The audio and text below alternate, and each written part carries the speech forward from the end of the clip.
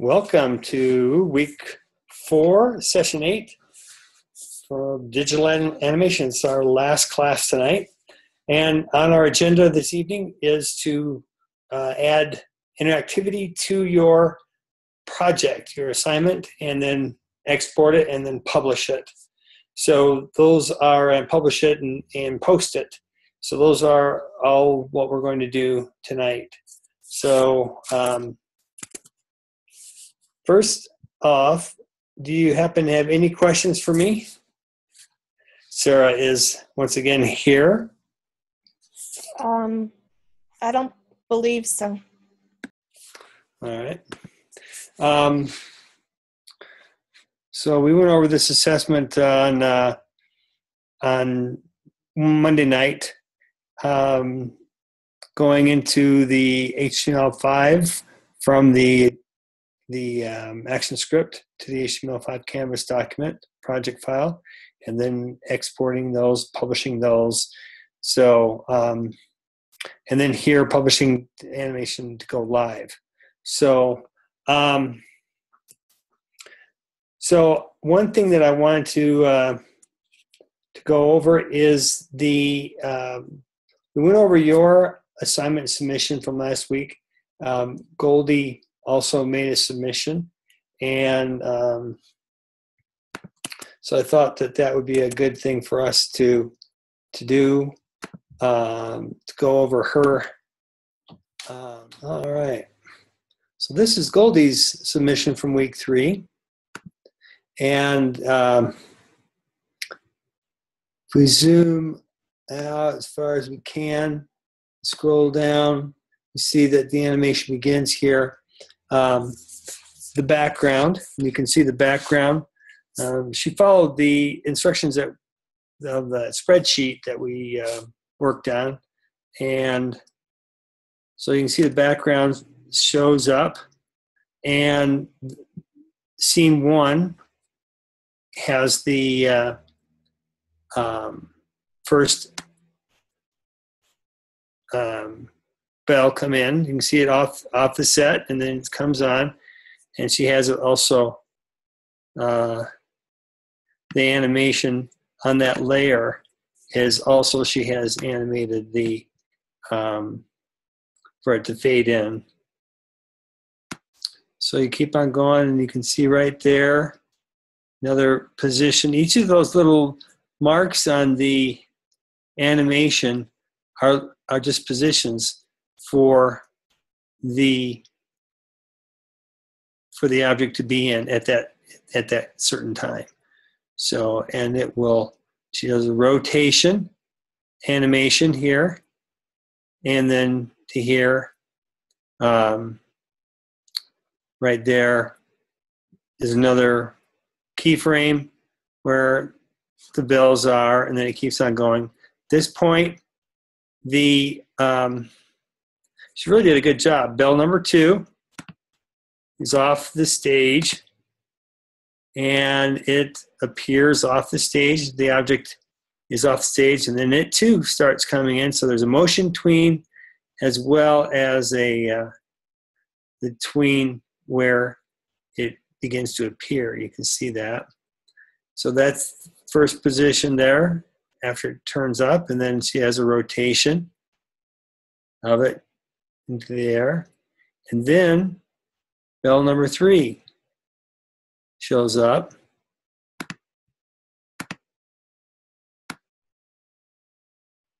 And it goes off and comes on as it begins doing its rotating. Bell number 4 comes on. And then here off the set, 'Tis the Season comes in right there, another mark.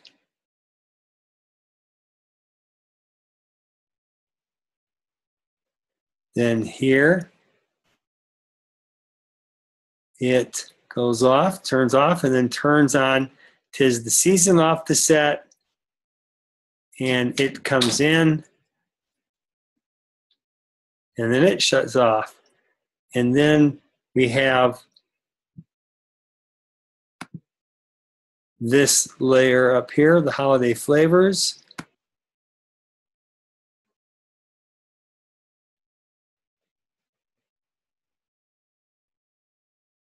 Starts coming in, holiday flavors are back. And you notice, by the way, that the fonts are consistent. So I just want to compliment Goldie on her hard work and how it's come together so well. And it's very consistent. And so from one scene to the next. And so there's the Santa. Our back comes in. Isn't that nice how she has the hat on there, the hat on the Y, and it's very well done.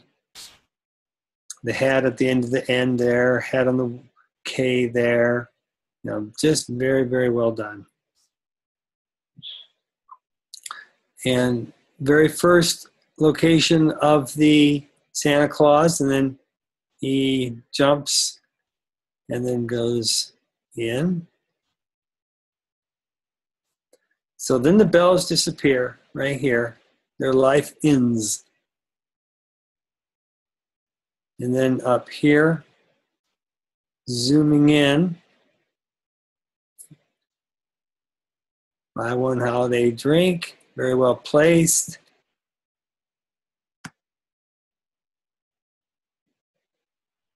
Shuts off.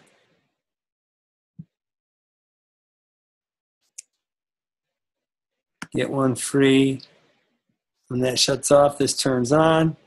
It's there, but it's can't see it because the tween is going to not only make it move, but also make it appear.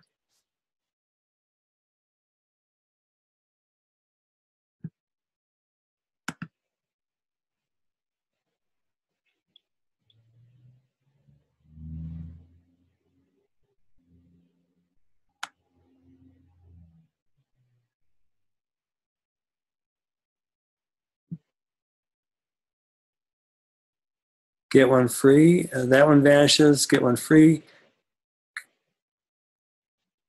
That's the cup. Look at that. Isn't that great? Yeah, she even spends it.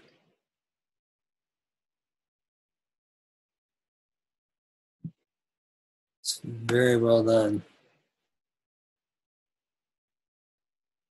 Shuts off. Then Ginger drops in, spins, gingerbread latte.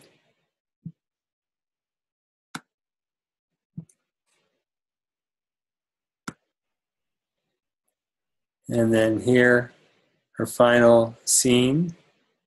I love, there's a little bit of a jump right there, and then down and up.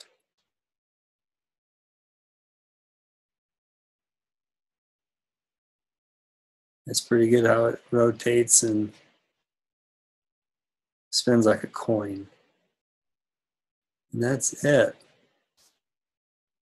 The background still is going on there.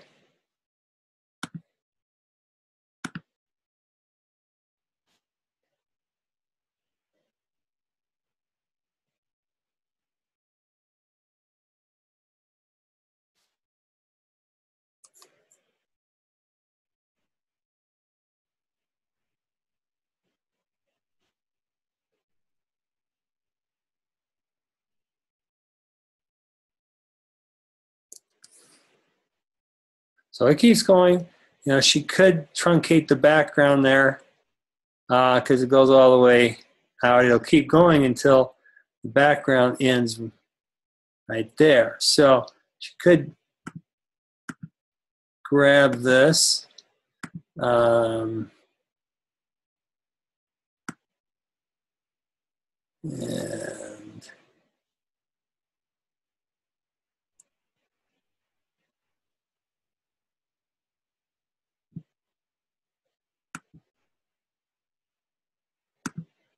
move those frames.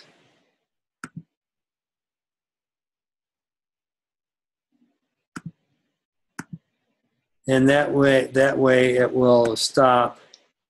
Go a little bit further. It'll stop right here. And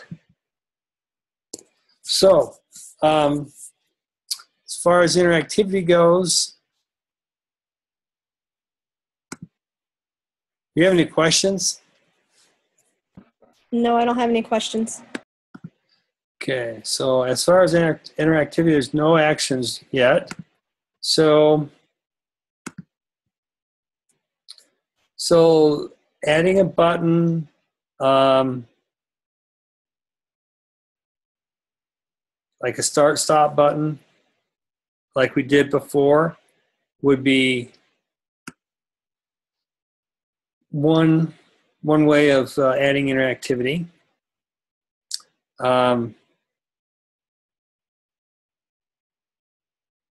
There's mouse down. There, another one might be maybe clicking a space bar. That's different than a mouse click. Obviously, it's a different event altogether. But mouse down. I'm wondering if there's a way that we can just make the whole stage a clickable button, so that you just click on it and it stops. Click on it again, it starts. I'm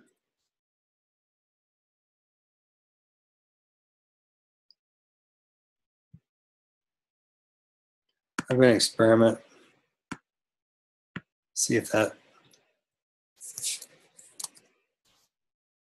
Or another thing would be, could you do like an interactive link where it says I love Starbucks, and then do click here to see all our flavors, and then when they touch it, then it goes to their site?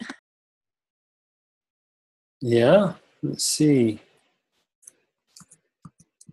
Yeah, the scope of the assignment, let's go read that.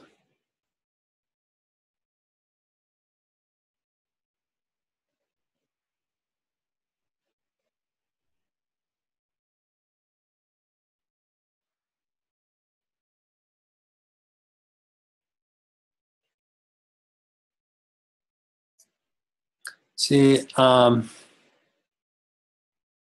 see this right here, convert any ActionScript to JavaScript.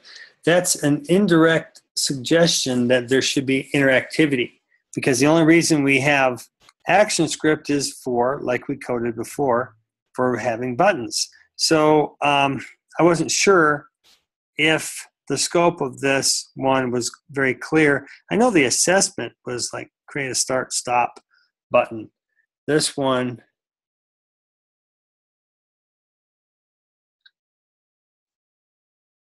is not specifying that it has to be a start-stop button. Let's just make sure in week 3 assignment,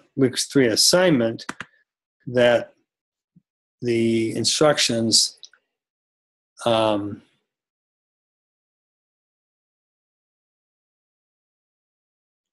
yeah, so this, once again, indirect reference to ActionScript 3 that needs to be converted to JavaScript, but not a specific requirement to do start and stop buttons like we did with the assessment of week 3.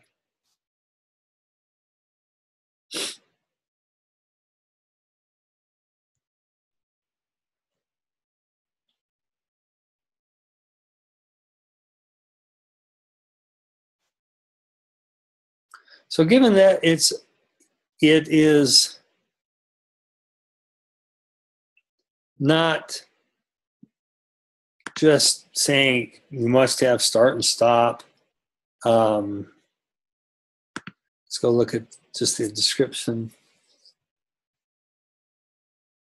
Yeah, it doesn't say start stop specifically. So that gives us flexibility. Just I want to make sure we were within the scope and the requirements.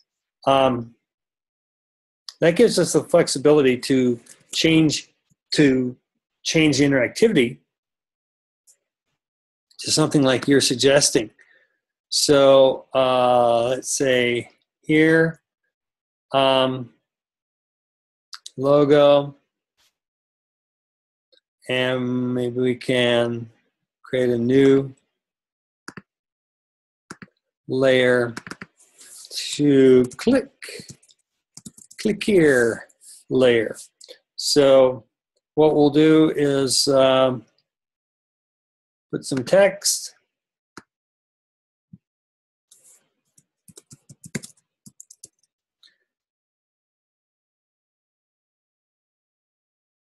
Let's see. Maybe we could just put Starbucks.com. Maybe there might even be an advertisement that we could link to. Starbucks coupons, something like that.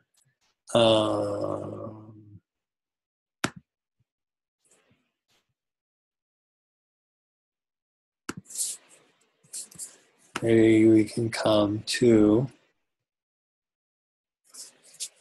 CF-150.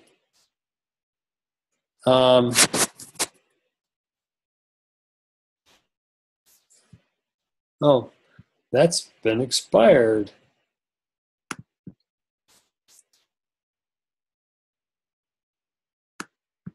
Huh.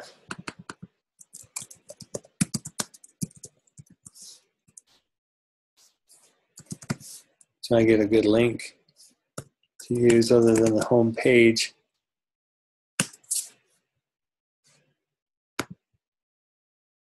That was expired.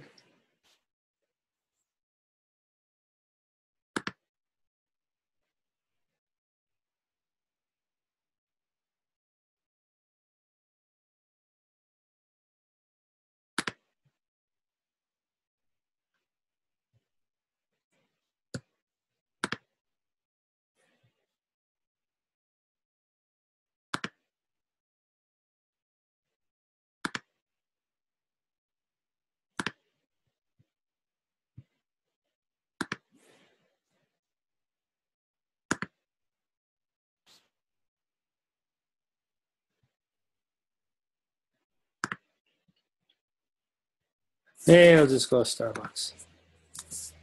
Can't find any interesting ones. So let's go with that.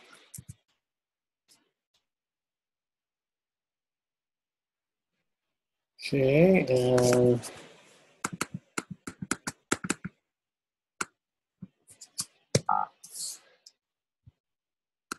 all right. So, so first of all, you tell me what I do next.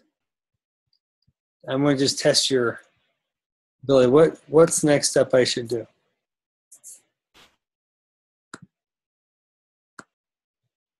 Do you have any idea? Well, you've got to make that an interactive like button. Very good.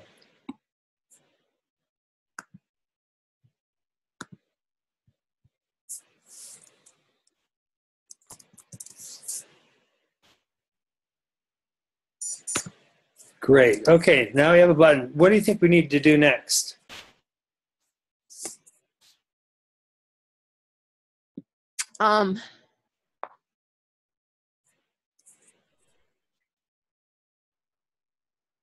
You've got to give it a name, an instance name. Perfect. Bravo. Nice. We can call it whatever we want. As we come up with the own name, it doesn't really matter. I'll just say, maybe I'll say Starbucks. Okay, so what is the name of the symbol? I created a symbol. This is an instance of, what's the name? What did I name the symbol? Do you know? I did a right click, convert to symbol. Do you know what I typed in?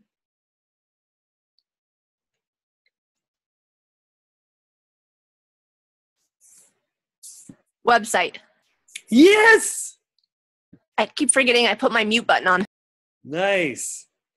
Very good. So is this a symbol down here, or is it something else? It's considered a...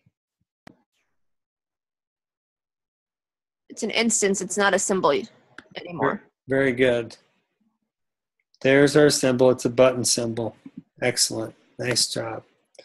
Okay, so it is an instance of the website symbol.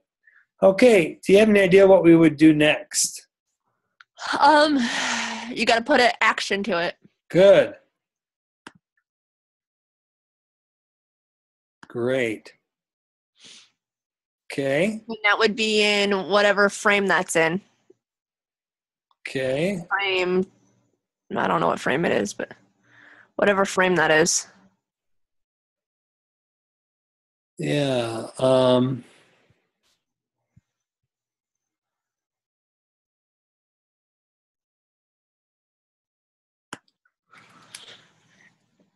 Do you even need a frame on it though? We're going to have an actions layer here in a second. I think you just need an actions layer. I don't think you need an actual frame.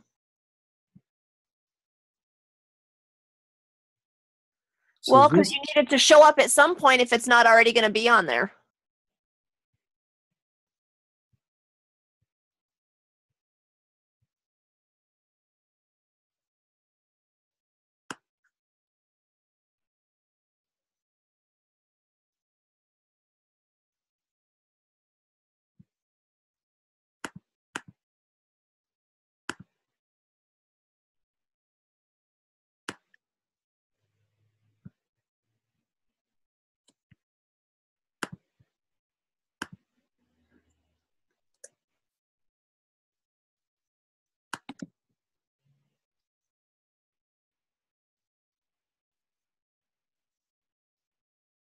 So what I did is I inserted a keyframe where I wanted it to start living. And then I went back to frame 1 and just deleted it from living back beginning of frame 1. So now I nullified it out just by inserting a keyframe right here. It starts its life right here on the scene. It shows up on the stage. And now this layer is going to be empty for this particular symbol or object. It doesn't begin, the instance doesn't show up on the stage until here. So now we have that.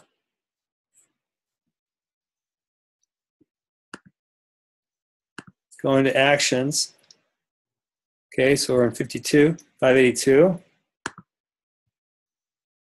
Do I do ActionScript or HTML5 canvas? Do you know?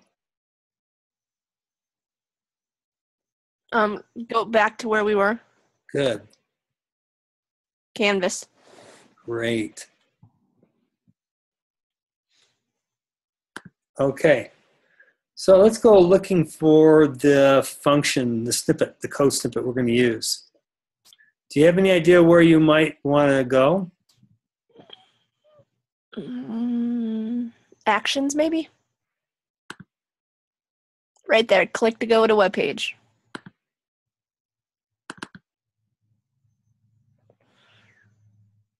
And then you'll need to change the web address for it says window open. You need to change it to starbucks.com.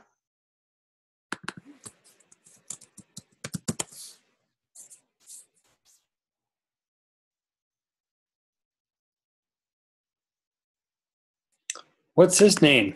What's that come from? That comes from the instance. Good. Now with JavaScript, we have to add this little thing in there. It's called this. It's actually an object that is kind of a global, general object that refers to the entire the entire document. It's and so we put this dot in front of things because it gives the things a little more perspective that they really are part of a hierarchy. Starbucks doesn't just show up, it's actually part of this. So this is actually a keyword, and it's not the name of an instance or anything like that. It is the real JavaScript's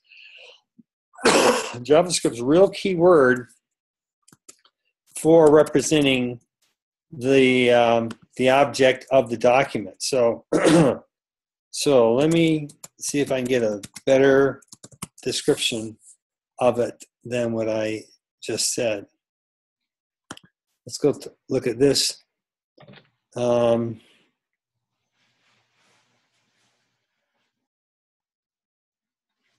Okay, so the ECMAScript standard.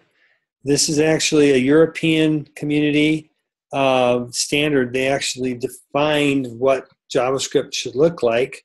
And so they have a standard that defines this as a keyword that evaluates to the value of this binding of the current execution context. Pretty Greek. So let's go down to where it might speak our language. This website's really good. In JavaScript, objects are king. If you understand objects, you understand JavaScript. So the instance itself is an object, and but then this is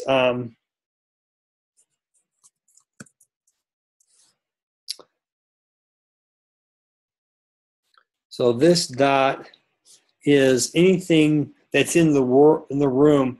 It's kind of like let's say you came into a house and the nickname for the house is, well, no, let me change that. We have all these different people in the house, and in order to reference the person, we don't just say Chip. We actually have to say this dot Chip in order to get access to that object, because everything in our house or everything in the JavaScript actually belongs to an umbrella or a bigger object called this.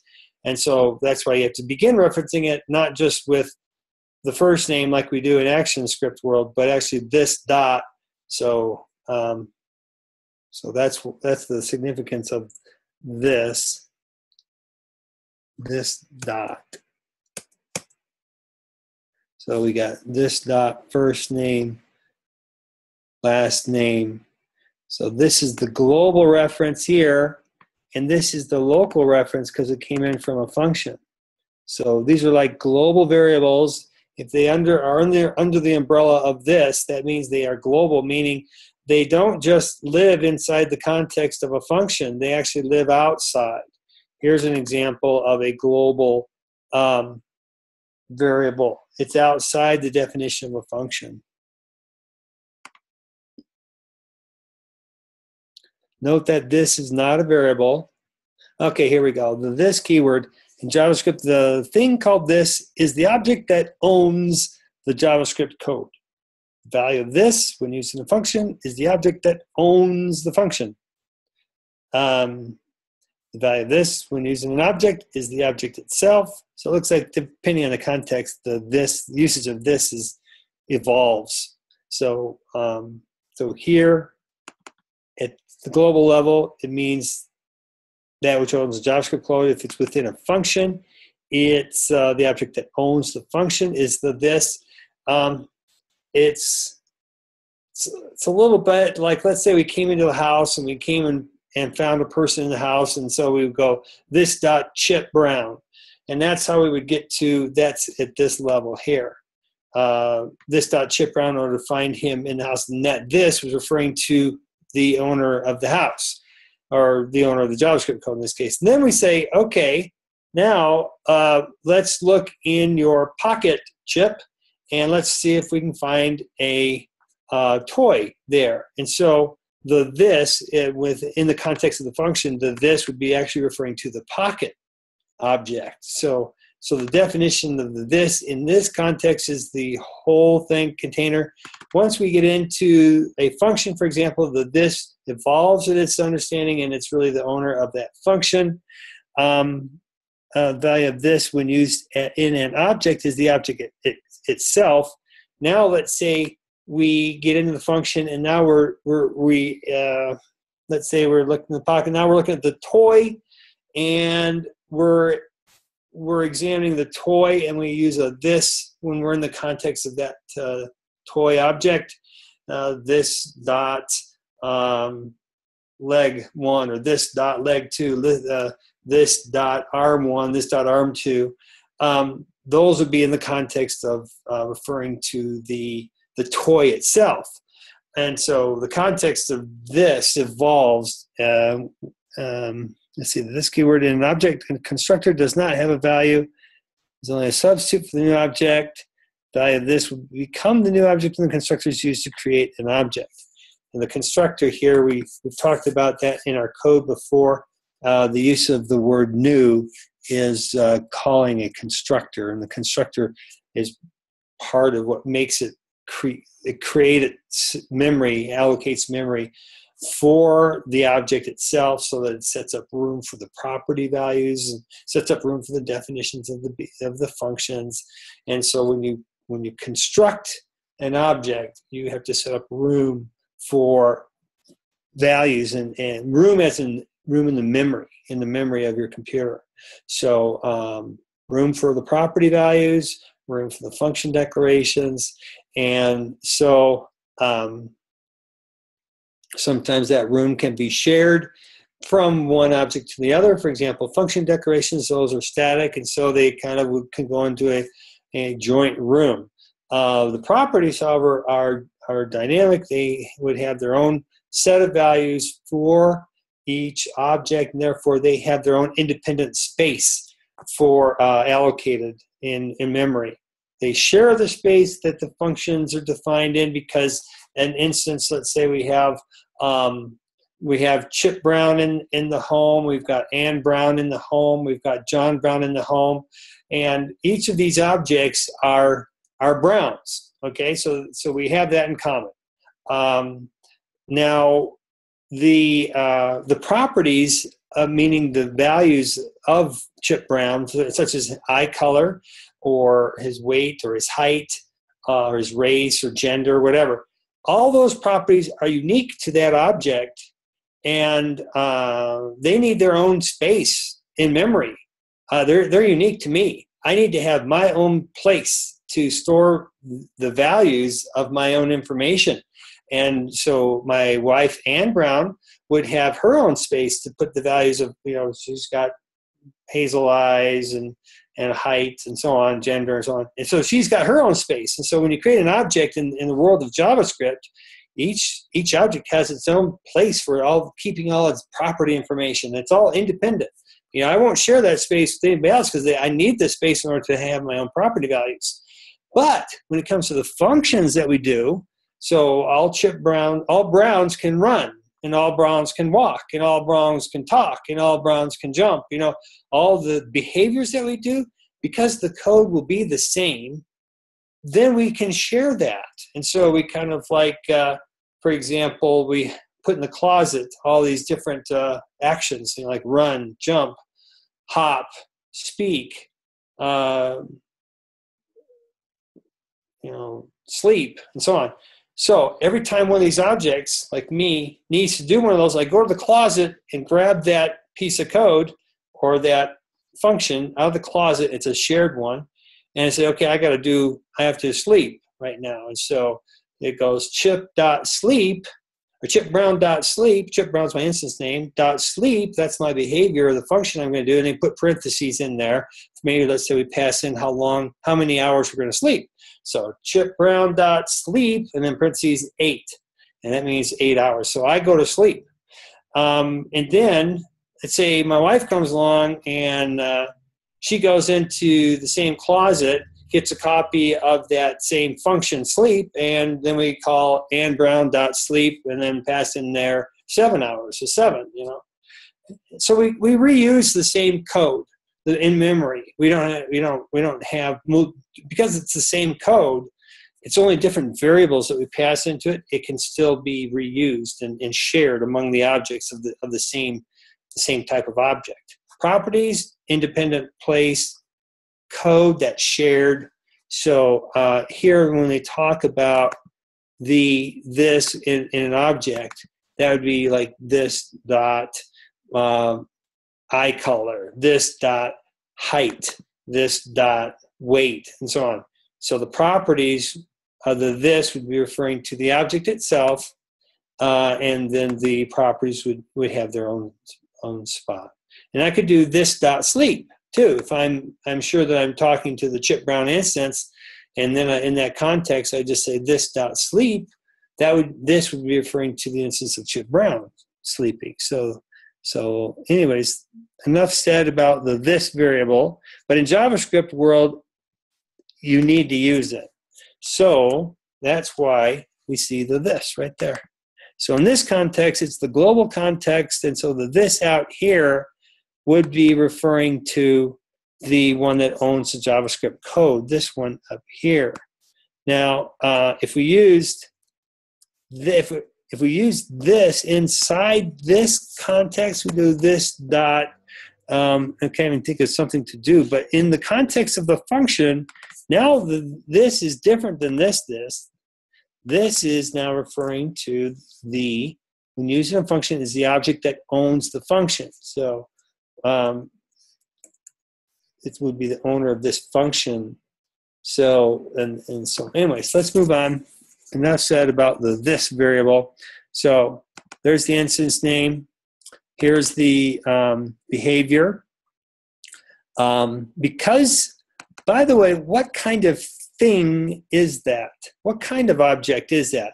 I'll be off the charts impressed. I already am off the charts impressed. You know, there's really, I'm just so impressed with your comprehension of all this. But I'm going to just test you here. What kind of object is that? We know it's an object. It's an instance of a symbol. But what kind of symbol is it? What kind of thing is it? When we created it as a symbol, what did we say it was? We actually had 3 choices. Do you know?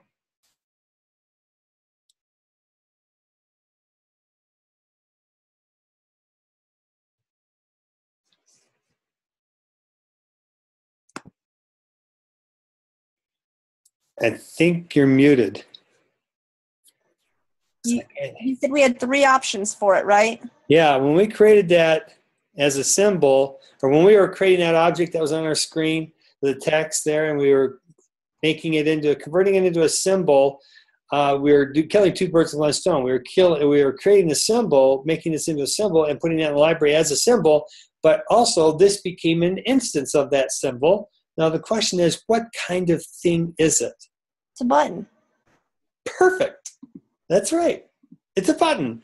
Now, because it's a button, all its properties and all its behaviors are defined. And this is one of the behaviors, add event listener. And this is the, see, that's a little bit different. See that click? It's actually a little bit different than in the ActionScript world. Remember, in the ActionScript world, it was like capital mouse event dot capital click. But in JavaScript world, you just use the word click. But it looks very similar. We're going to jump to this function, and then upon the click, it'll jump to this. This means bring it up in a it's kind of like the HTML tag. You have the various types of what you want to do, the targets. Those are the different targets, those same values.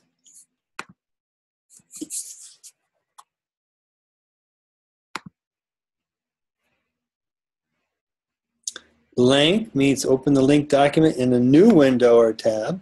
Self means open the linked document in the same frame as it was clicked. Parent, open the linked document in the parent frame. Top opens the linked document in the full body of the window. And frame name opens the linked document in a named frame. So, so those are the different options. They correspond to the target attribute. And so here, you don't see, this is not, the context of this is not HTML though.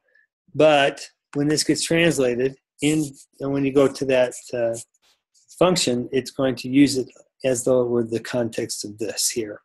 So these same values are allowed as the second parameters of the window.open. So window, by the way, is an object. The window object in JavaScript. I'm curious, do you have any idea what the window object in JavaScript is referring to? Can I see the code?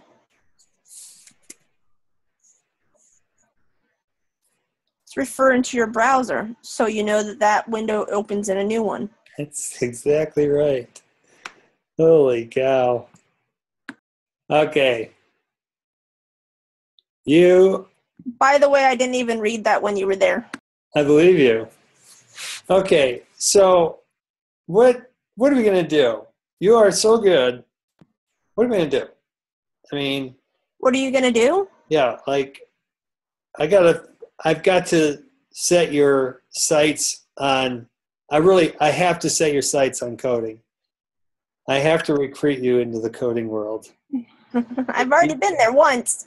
I've got to bring you back.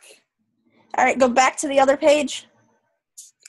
I've got to bring you back to this world, and I've got to encourage you to make this.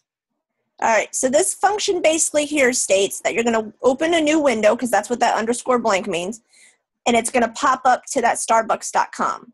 Right. Now, if you didn't put a blank in there and you put, I can't think of the code in there, you put something else in there, you can actually open it within the same window within that actual area. That's it. Yes. That opens it within that page. It doesn't send you to a new tab or to a new page to open it. You're brilliant. You're right. That works really well when you do multiple web pages, to where you can have a link open with additional information within a page, or you can open it to a new page. A lot of your websites are blanks, to where when you click on a link, it opens it to a new page. Okay, cross your fingers.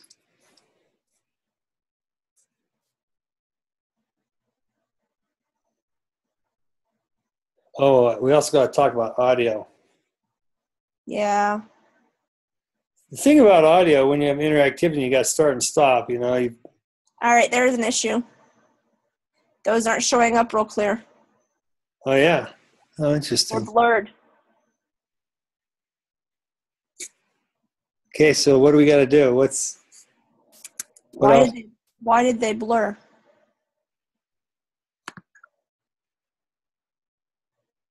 Yeah, I actually don't know. They shouldn't have. Turn off loop timeline. Right.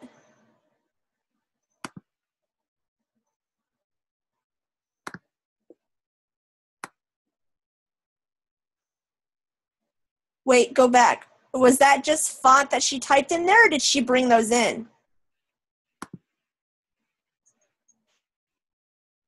Did she bring those in as an actual image from something else?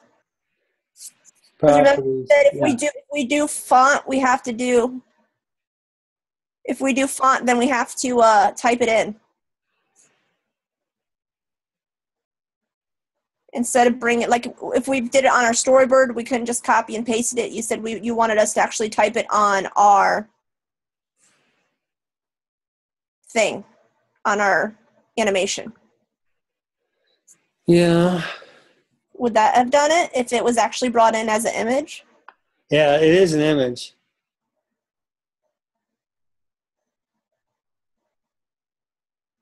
And yet these.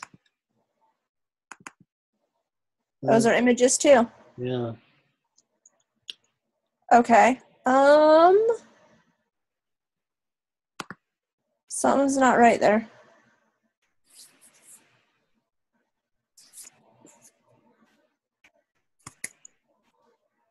What about if you play it in Animate? It's HTML, it's Canvas, so it's making us do it out in the browser. Okay. Is it possibly it's that browser? Okay, so that one's clear. Right, those are clear. And that's clear. But once you start getting into there with a different font, it's not clear. Zooming in.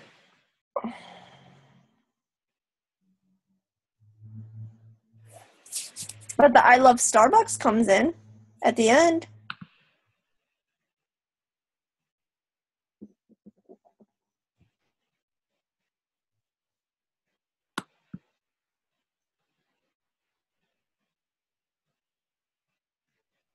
20 bitmaps packed successfully into one sprite sheet. What does that mean? What this means is because there are 20 images that are associated with this, Oh, are those images not in with the, are they put in the library?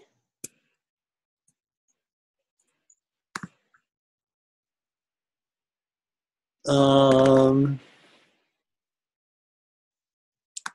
she's got them all on one page. well, it's actually Adobe Animate that did this. And the reason why it did it, and this might be possibly part of the problem, if we turn off sprites. So the reason why Adobe Animate does this is it glues all of these together and puts them into a single image. And here's why. Instead of us having in our web animation, instead of us having to download one image at a time, 20 different images to download, what this does is, hey, I'm going to glue all these together and I'm going to make it so that I know right where they are on this glued together sprite sheet.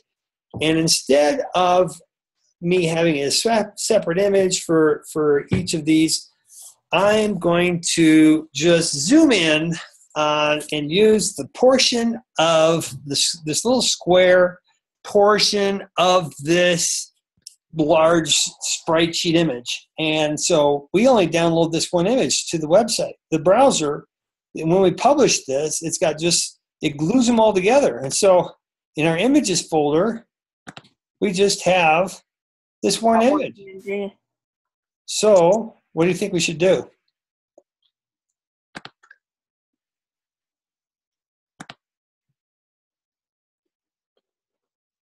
Yeah. Untick that.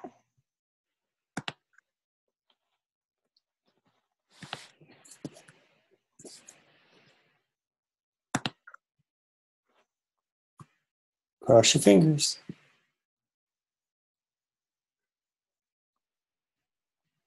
But everything else came in fine, which is weird. Nope, that didn't do it. Next question. Is it possible that the reason that it's so fuzzy is it made that image a certain size on those images and it's trying to blow them up? And that's why they're fuzzy, maybe?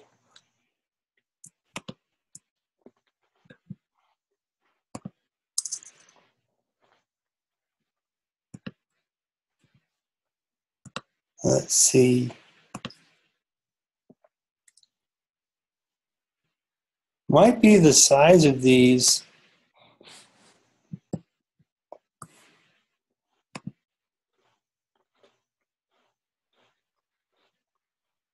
Wait, go there, go down. Go up. Go to gingerbread word. That looks fuzzy. Or is it just me? Look at the dimensions. Looks like it's the same as the other ones, though. They're all the same size. Each one of her images are the same size. Except the bells. When it goes left or right, it seems okay. No, right to left, left to right. No, zoom in, zoom out. It's the zoom in, zoom out that I think is going kind of getting messed up.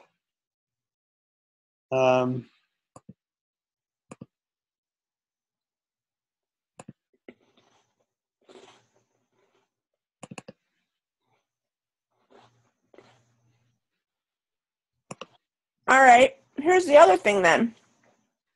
That get one free, when you play it here, frame by frame. Yeah.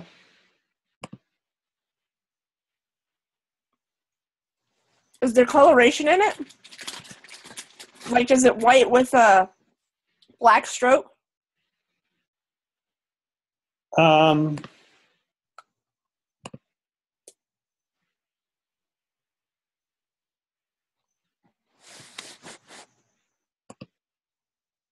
Let's just, for the heck of it, see if it. I'm sorry. I'm going to see if this helps.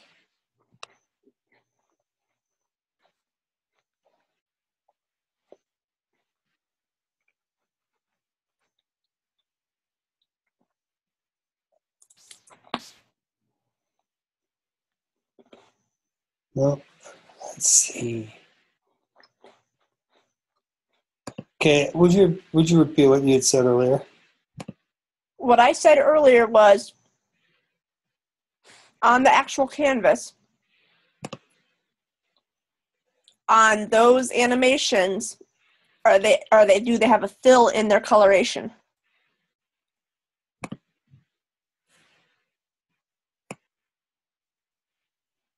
They're just images.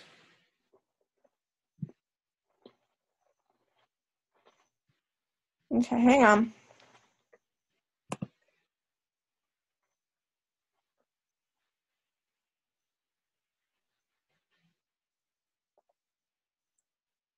Why would they come in?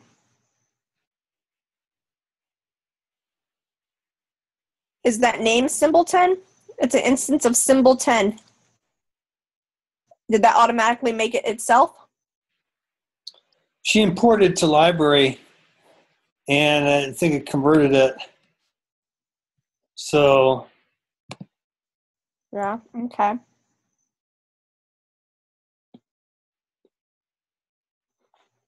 let's see.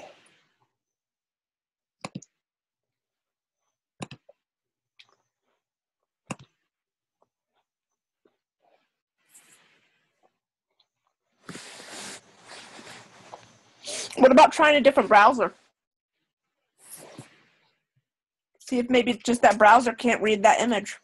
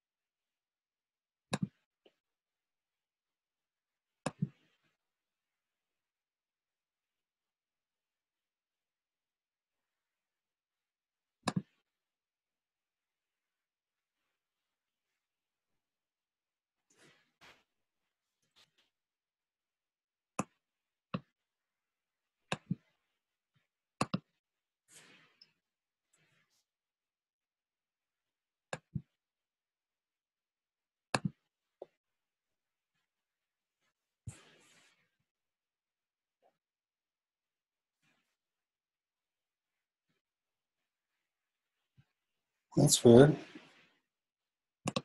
My Safari must not be working. Something's wrong.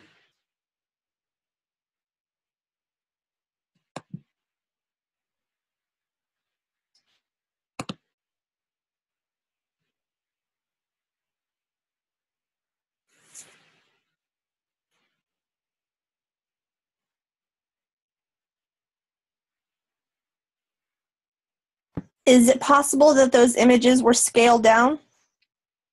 And that's what's causing the blurriness?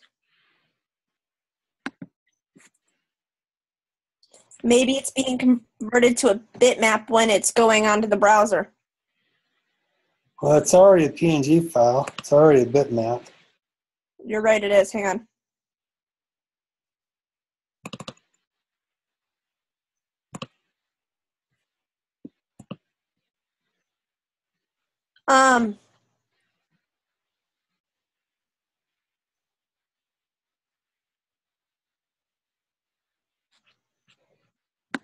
Wonder if maybe it's being scaled or resized. That's the only thing I'm seeing so far. Is that maybe when it goes in there, it's scaling.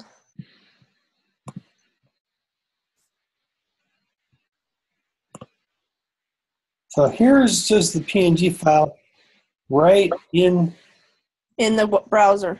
browser. It's nice and clear. It's just in the animation. Okay, so it's not being scaled.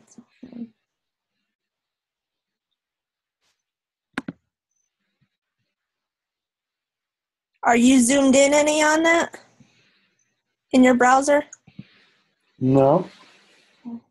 Sorry, I'm trying to problem solve right now. Let's see.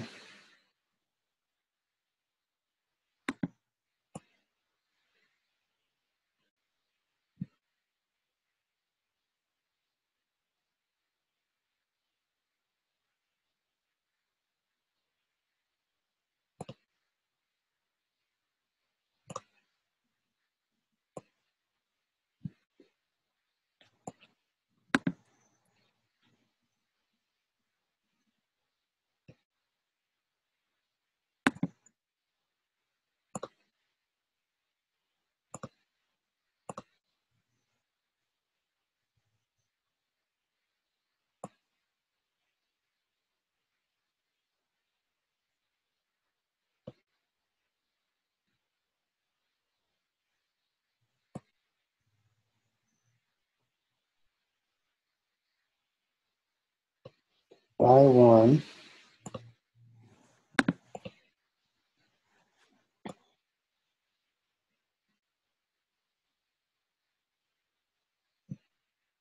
Is it possible maybe it's just coming in too fast and going out too fast?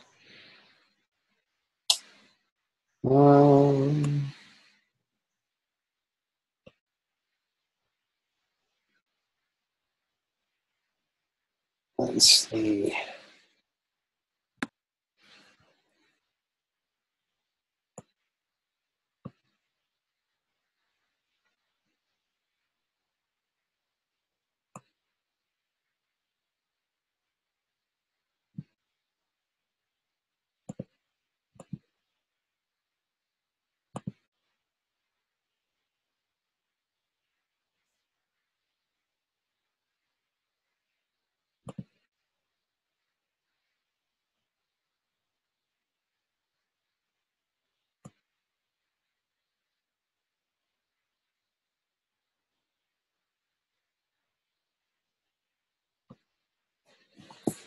Let's see.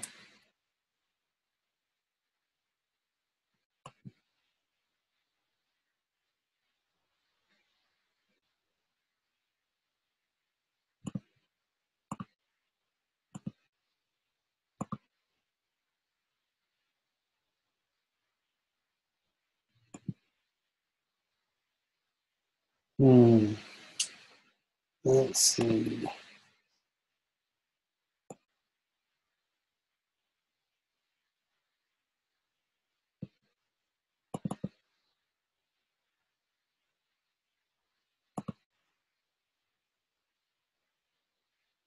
So the symbol itself, there's no animation going on in it.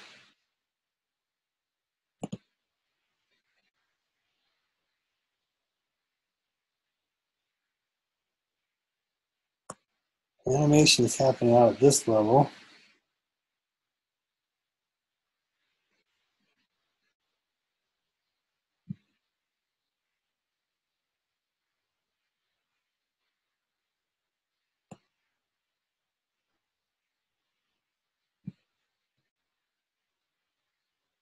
Let's see. Little stumped. Got the alpha going on.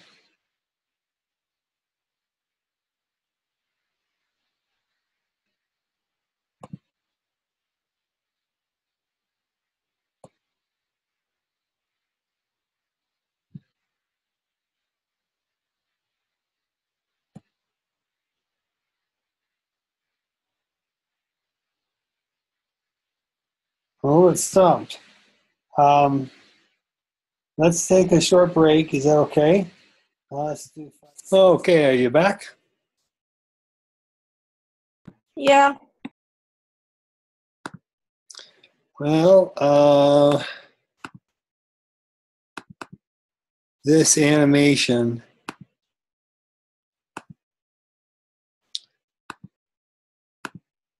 is being done out at this level, and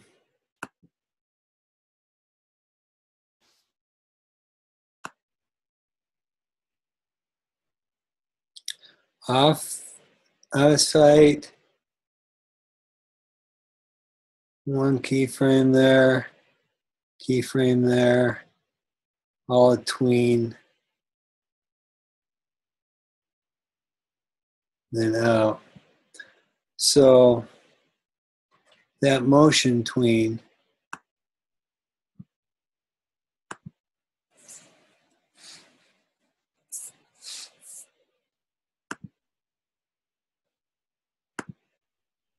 is what's going on.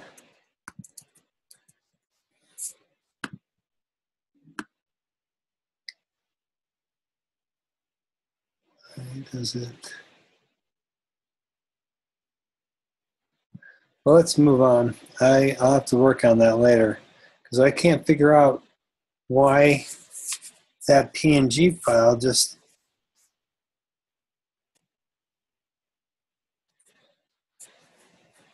gets all pixelated. And it's fuzzy. The size is about the same size as it is here. Width and height. Exactly right. All right, well, let's get back to where we were. And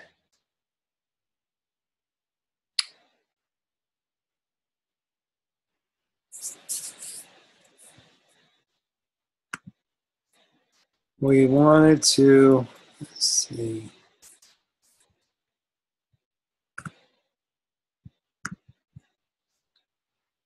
Look at the published properties, published settings. We don't want it to loop.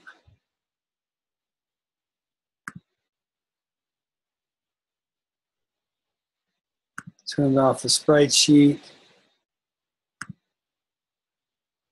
We're not using any web fonts.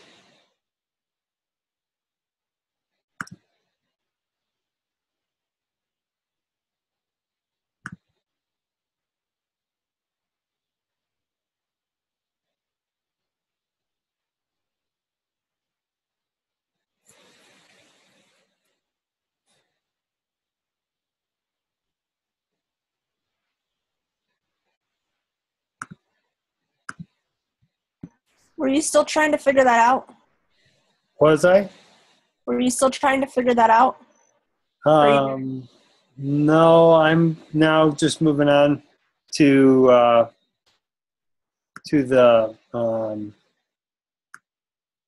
the click on the link.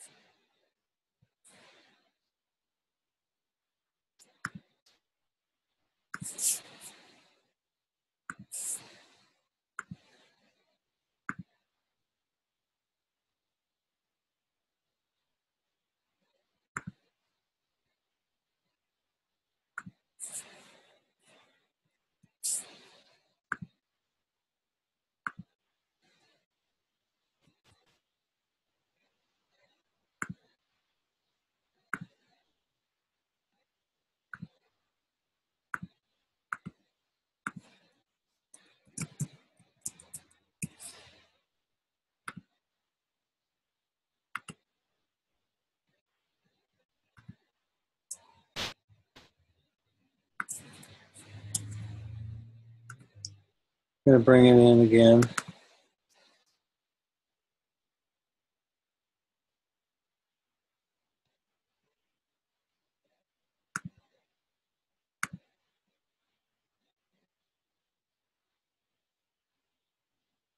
Oh, that's our assessment.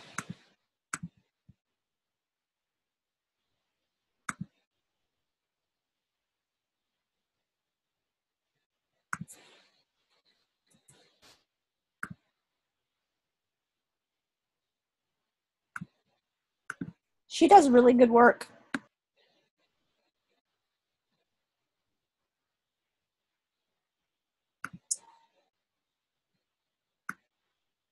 Yeah, she does. Okay, assignment.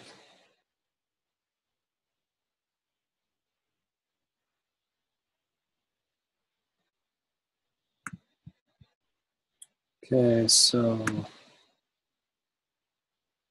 all the settings, turn off spreadsheet, save it.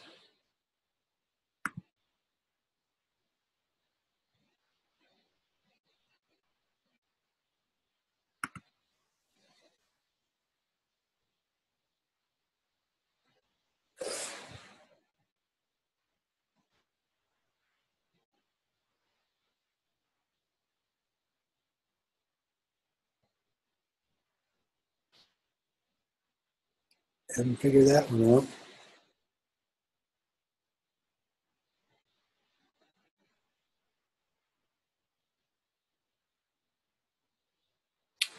Huh, oh, I must have gotten the wrong copy. Maybe I didn't save the other one.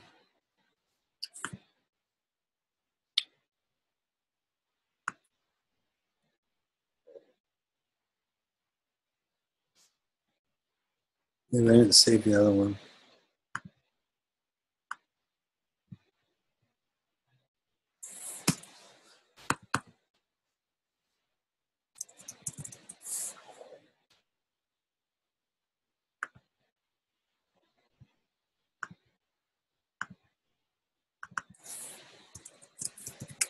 And then just get one for actions, and then let's see, where do we want to put that? Right about there.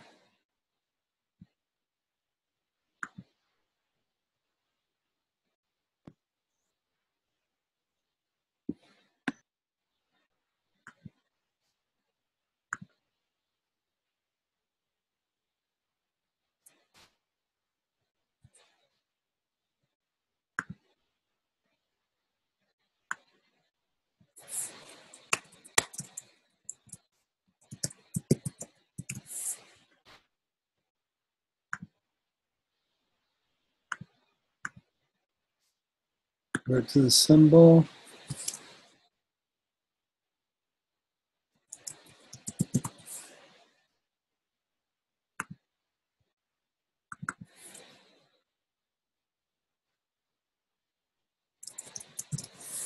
They got those mixed from before, but it doesn't matter.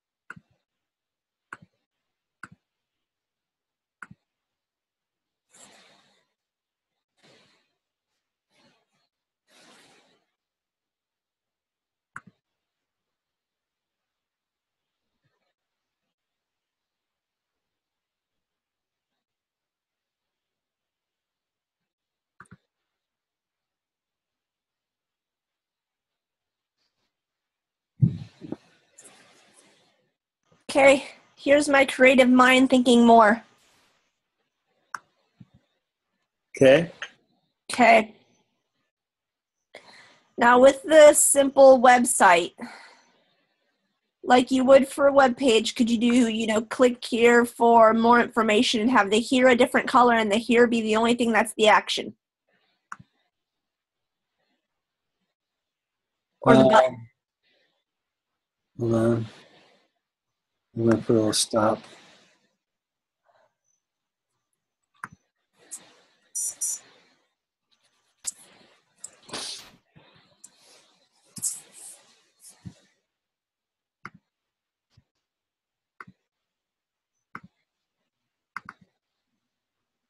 See, it puts a this in there. Okay, what does that stop for? Just so it stops right here. Stops the animation. Oh.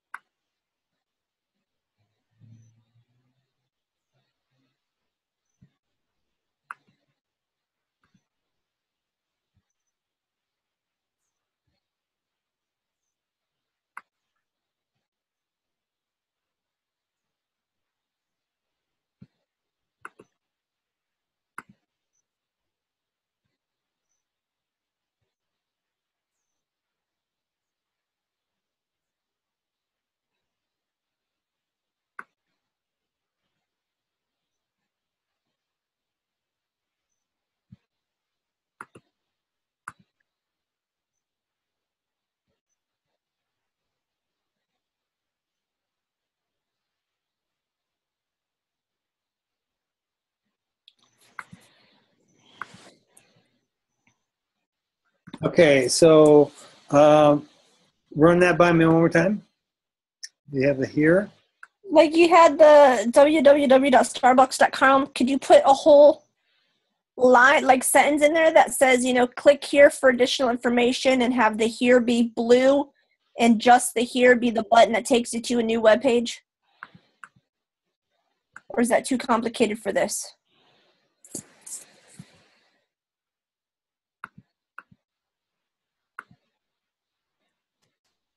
Hold on.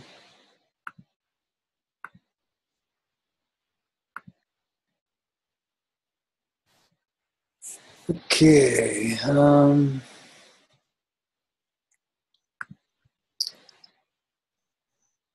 So instead of Starbucks, you want to read click here, and just here is Yes. the button. Yes. Can you do that? Yeah. You bet.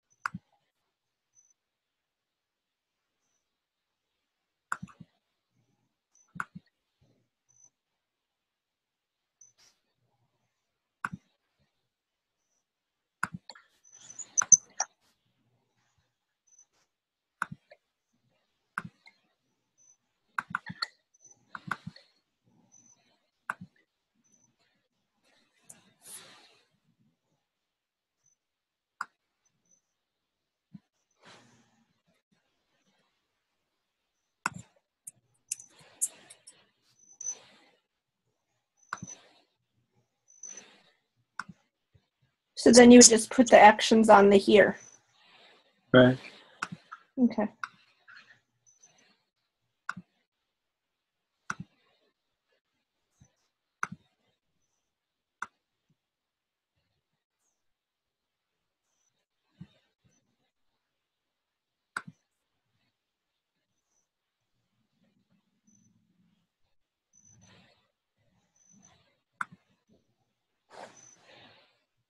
Okay. I mean, that's what I assumed you would do, something like that. Yeah. And then you would just convert the here to a symbol. Right. Whole thing, and then make it a button, and then put an action in to open it to a site.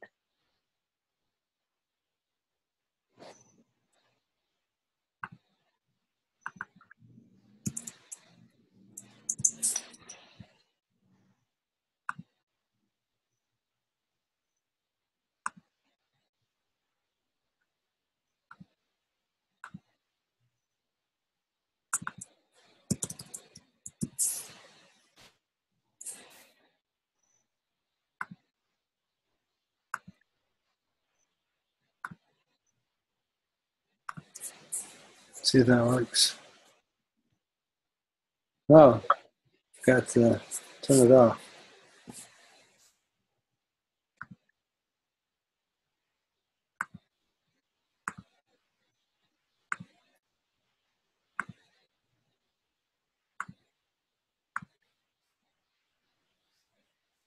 Did you put it at the beginning instead of actually in a frame?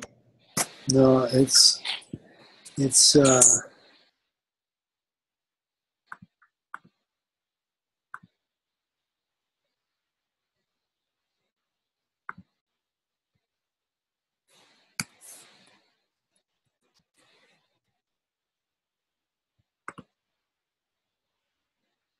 on its own layer, and I just forgot to blank out the first. It started living on frame 1 by default. And I inserted a keyframe where I wanted to begin being on the stage. Okay. And then I went back to frame 1 and deleted it from there. Gotcha.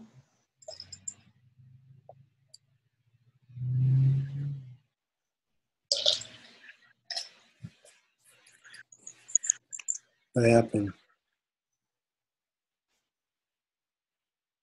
It stopped the end of the animation. It was October, too late.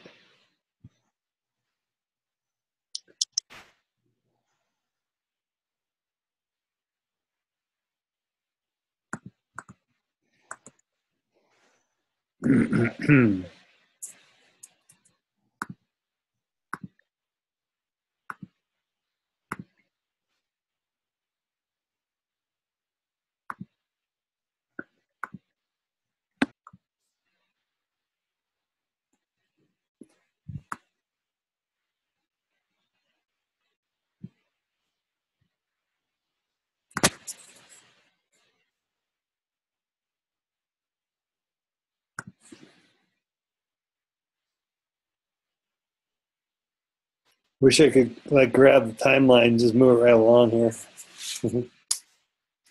So as far as audio goes, ta-da.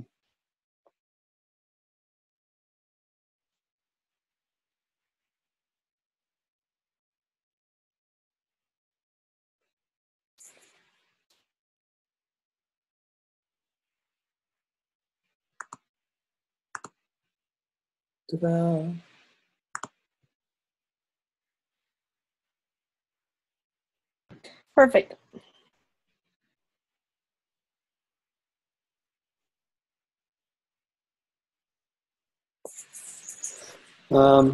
So audio. Let's see.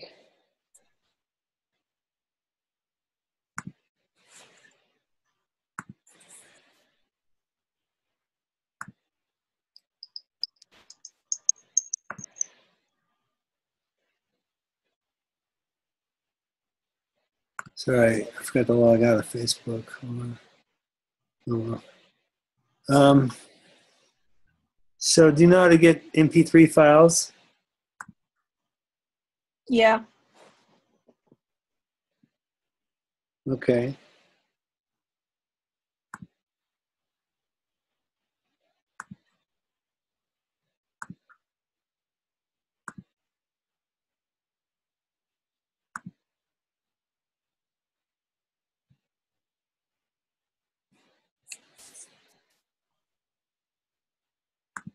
I wonder if I had any music from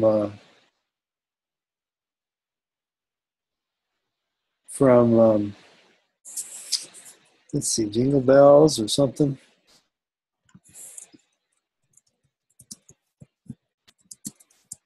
How about Sleigh Ride? Let's see.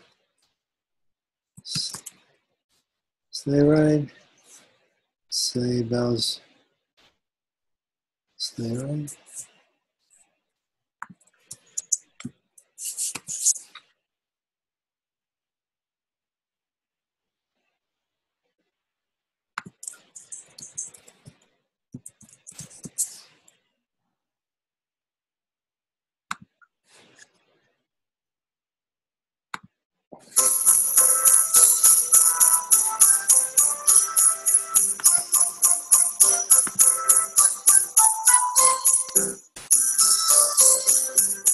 That's not bad.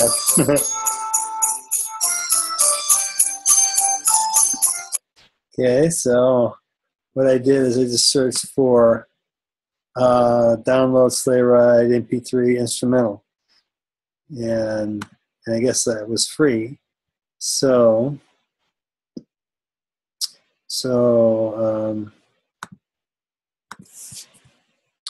go grab it. Come here and paste it.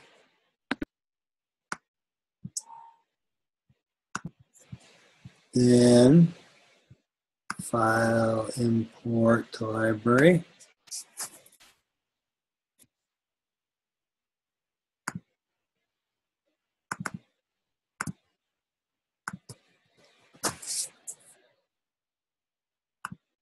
Timeline.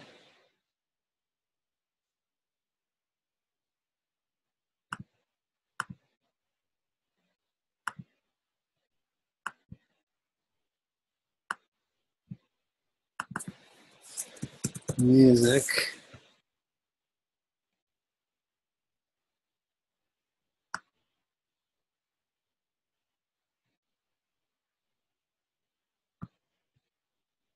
Library. Turn off everything just for the heck of it.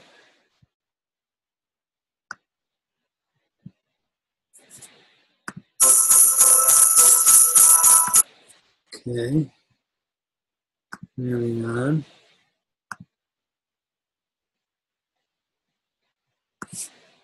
Save it.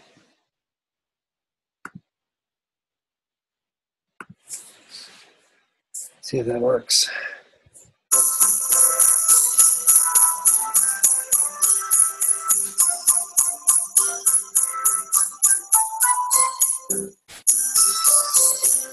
Not bad. I think it'll keep going though. I forgot to truncate it. Make it fade out. It's gonna go. Well, it's not bad. It just sits there, which I don't mind. It gives them the opportunity to click on it. Now it's going to another page.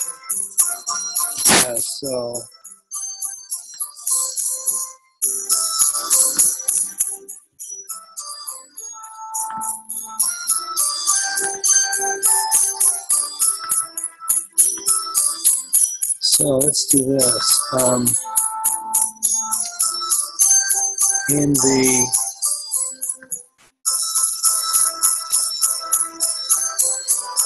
actions, let's see, we have the animation stop. Music keeps going.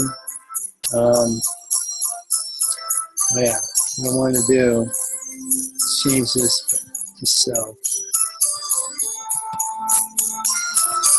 That way,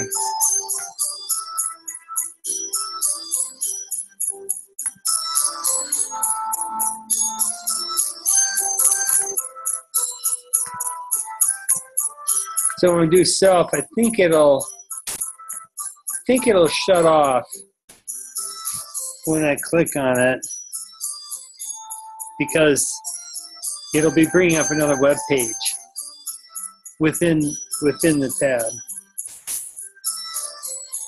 By the way, I'm not going to mark down for that being fuzzy, just because I wasn't able to figure out quickly enough what was going on. Yeah, that works.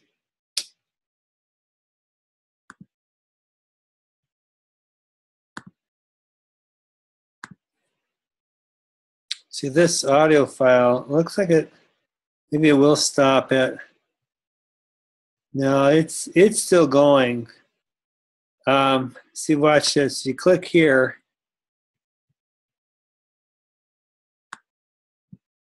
And it actually is still going. So I think even though it appears like it's stopped and truncated, it still is playing. But that's okay. I like how it's working. Okay, so we got interaction, we got music, interaction, publishing. So publishing these to Beyonce. Oh, Beyonce. Whoa, hands. Doesn't work if you have a web page. So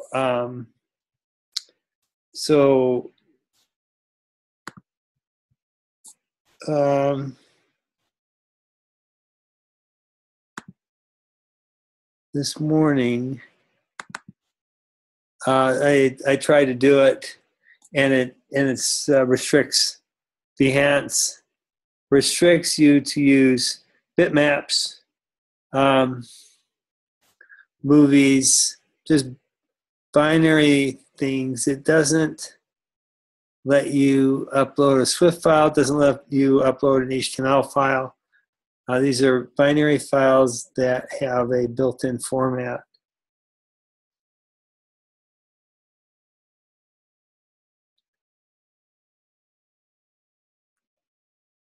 So, one thing you can do, but is when you change the publish settings, you can say, okay, well, instead of just JavaScript, let's also do these other formats. These are over and above just having the web interactive output. So we can click publish. So OAM, SVG. You know what JPEG is? OAM and SVG. So OAM export is like an animated widget file.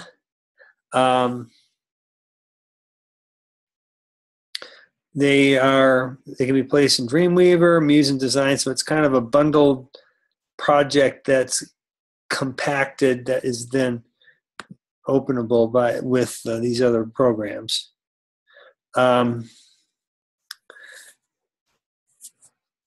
The other option in there is SVG. And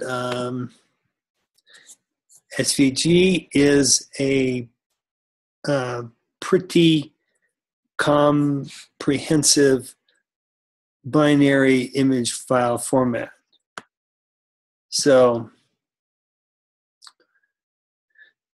again, it's not the interactivity that we're looking for. So you can take these images that are exported and you can upload them to Behance, but obviously they are not the they're not the interactive website that you get with the HTML and JavaScript. Here's the OAM file. Here's the SVG file. And this is the JPEG file. So these are just like screenshots, technically.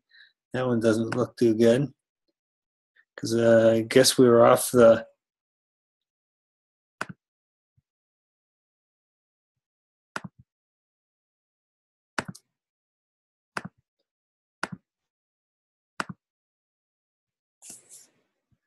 Let me try that again.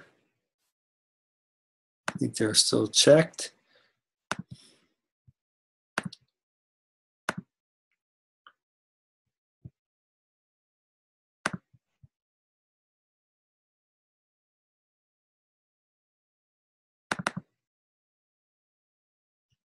So it's the last frame where our scrub is on. See that?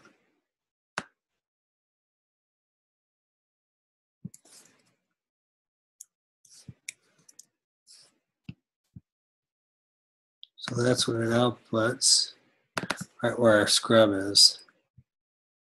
And all this is a screenshot. That's it. So now if you wanted to upload your HTML and JavaScript to a website, you would need to have a web server. And you can create, there's free ones out there, free websites. The instructions refer to Behance and Muse, Business Catalyst site, or your own hosted website.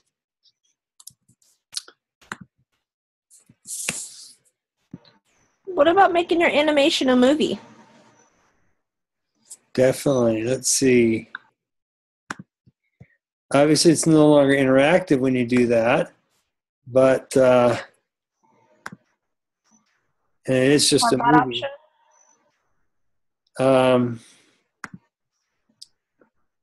When it's the Canvas file format, you don't have that option. Let me look at the action script.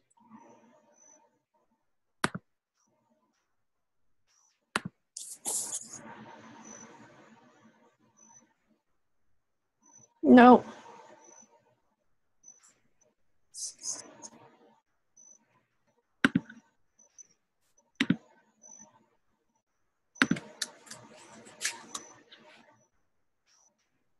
I guess you're gonna have to capture the screen capture, like possibly using Zoom. This one does let you do, obviously it's action script.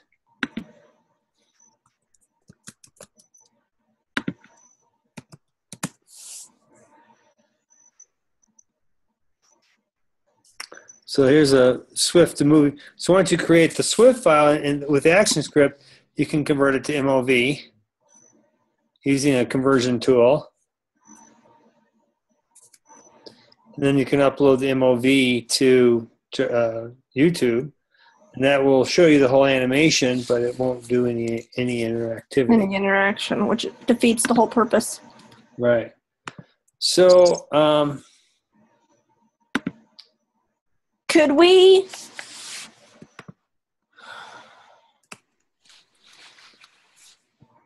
with the assessment, the requirements, can we go to that real quick? You were just there.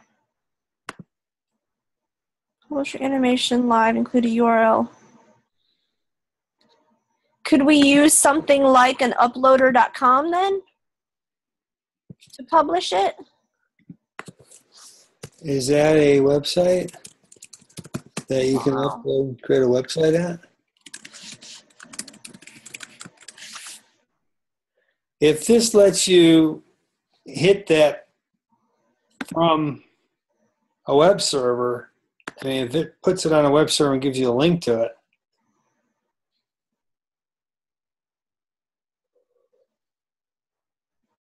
I think the file just sits there. It doesn't, what you'd have do to anything. Yeah, you need a website.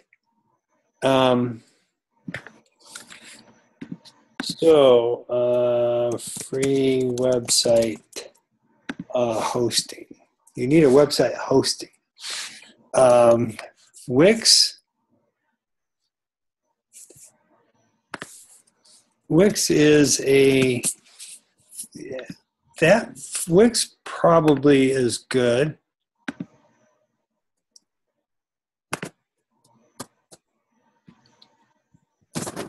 Do they do files like this? Create new site. Yeah, they used to be just Flash based, and now let's see. I want to do my own.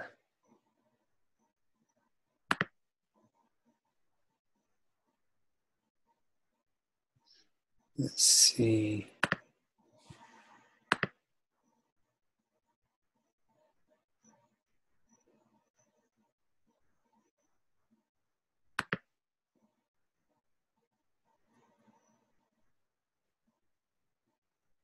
Go under design on the left-hand side for category.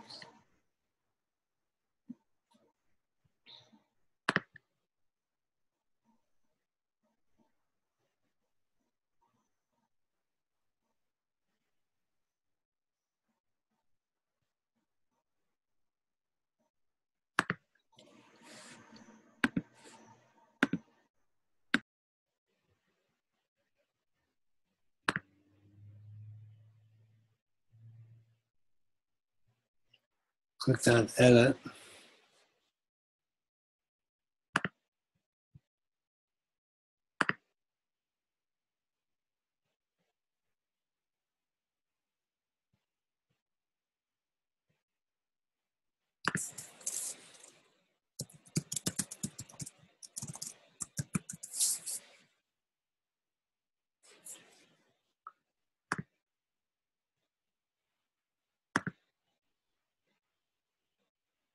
That you can put a Flash in there too.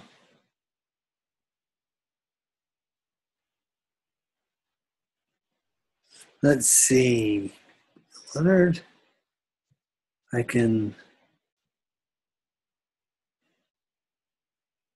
want a whole website.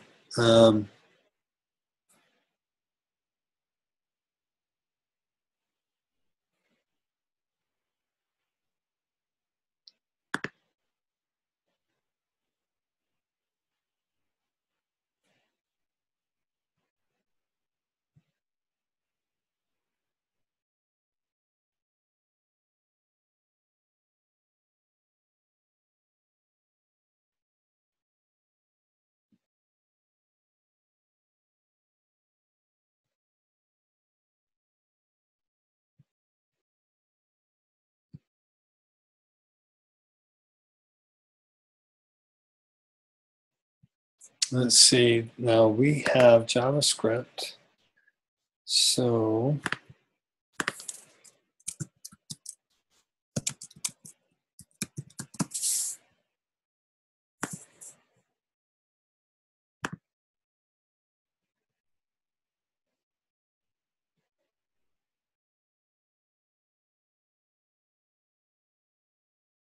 it's a little bit more involved.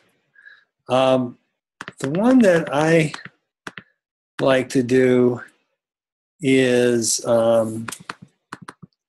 see the 000 website hosting.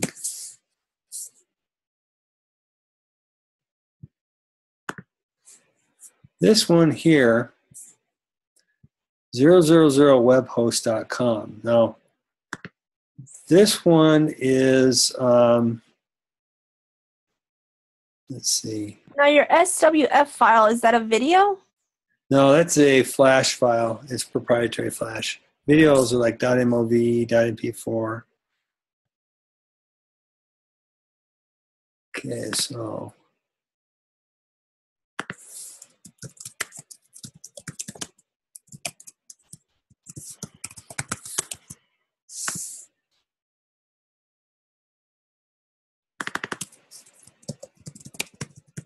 this is an example of a web hosting.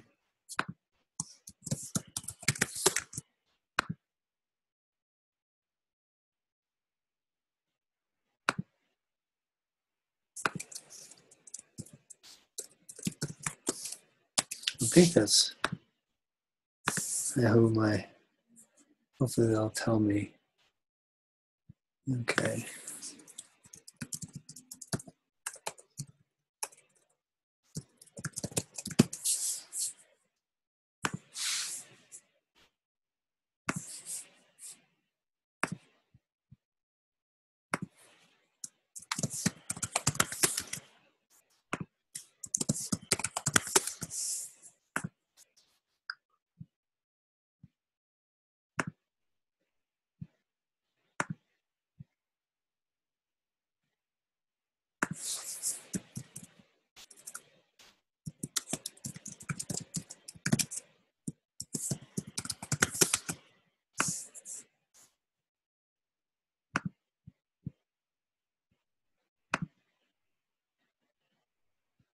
Okay.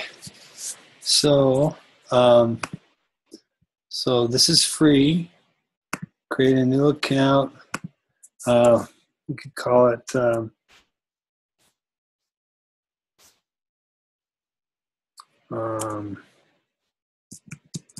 Goldie. See, it's www.goldie.comly.com.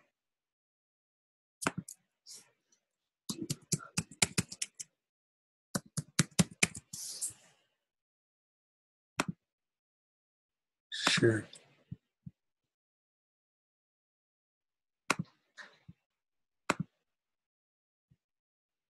Okay, so this will create an kind of like an instance of the website. You can create your own, bring in your own, or you can create this new one. This one, they own this, but they let us customize that.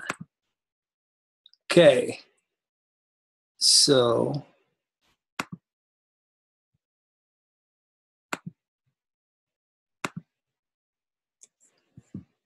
all right, so I will choose. Let's we already have this. That's must include both letters and numbers.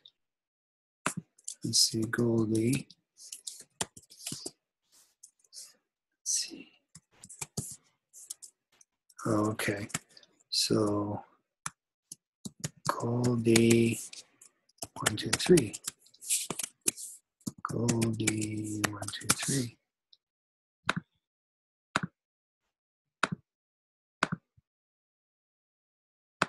Create. Okay, good. Okay, so it's building that status there. And so we can have multiple websites here. And these are true bona fide websites. You know, this is the real deal. This is a web hosting provider. They're free. And this is going to be the website address for Goldie's animation. Now, it's not there yet.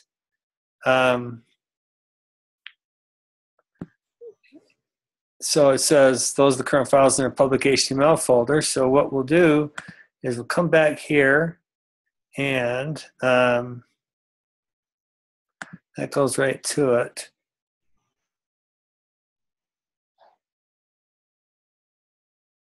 So next step is to edit the site.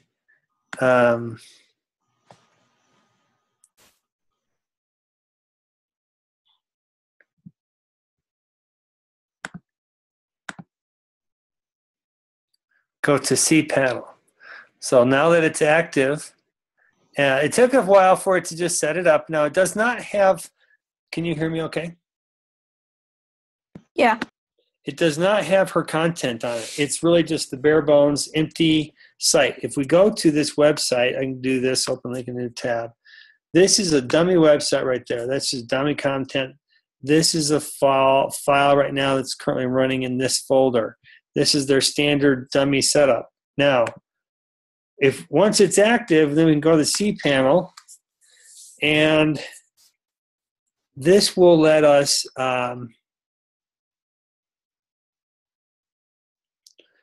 okay, so next thing we want to do is upload. This you can even have database, which is cool.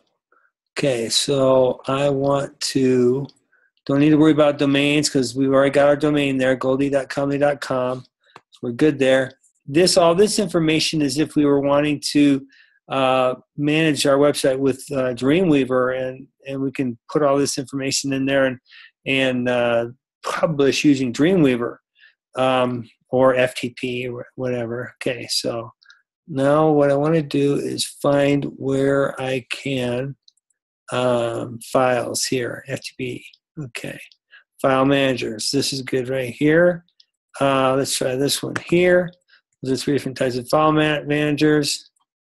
What I'm going to do is allow this site. Let's see.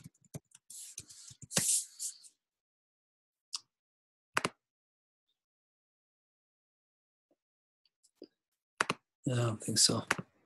Okay. Hey, I got a question. Sure. Can I share my screen real quick? Sure. So I came across this site. and you can see your animation on it. But I don't know how. I haven't figured out how to share with friends yet.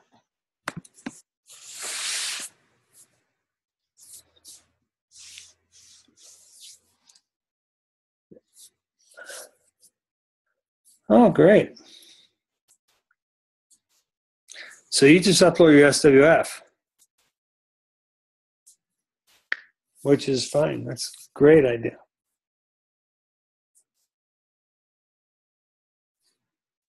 You're muted right now. I can't hear you. Talking to myself. Thank you. I'm glad you know I'm muted. So these are my two here, but I don't know how you can share them once you have it there.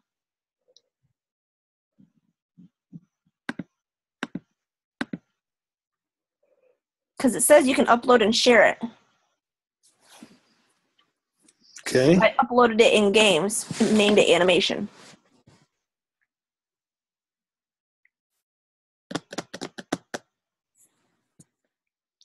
So I wonder if there's a way that you have a site that you could share it. Let's see. Go to your home.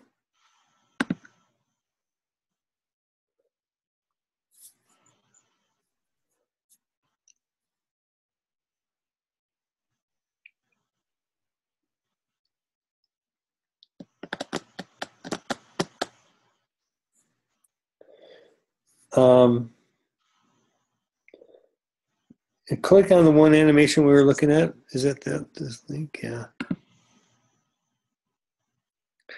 Did you see the link back there? There you go. That might do it right there. That link. So if I copy this, can you put it in? If I put it in the chat. Yeah, just bring up another tab. But I wonder, because I'm logged into it, if it'll show up on mine again. Sure. So if I stop share and you see that, will you see if it comes up in yours? Yeah. Yeah, it goes right to it. Does it? Yep. Perfect. Now I uploaded that as a game instead of a video because it needed a .mov file for a video. I uploaded it as a game. So let me share my screen again. And I basically went to upload, and it says video, photos, or game. And it doesn't cost anything for me to do it. So I hit add game, and you put your title, your tags, your category. So I put designing. Your file, your thumbnail file. This will be where we could get the JPEG, like the first picture of it.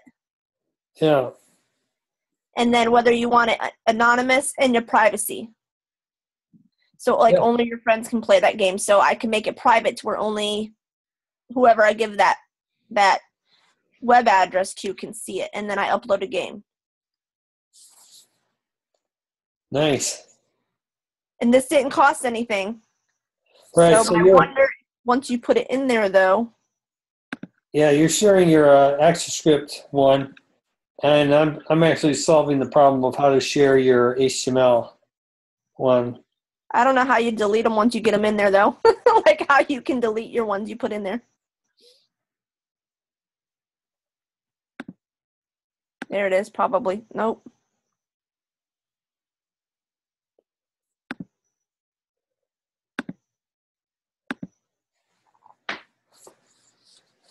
All right, let me finish my demonstration of a email upload.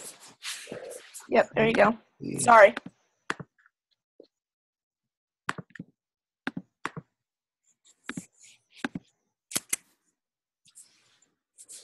So here, it's a lot harder. It's a lot more complex because we're uploading an entire website.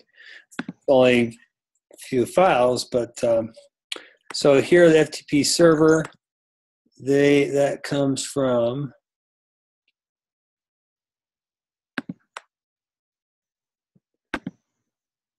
let's just put this one in and put the DNS name. See if that works okay there. Then username.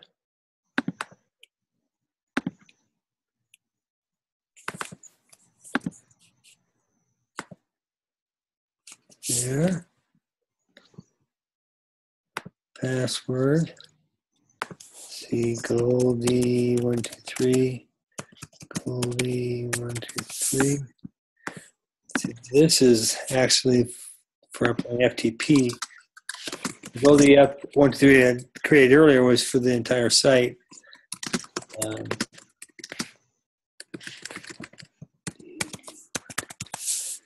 Initial directory, probably that public HTML, I think was the name.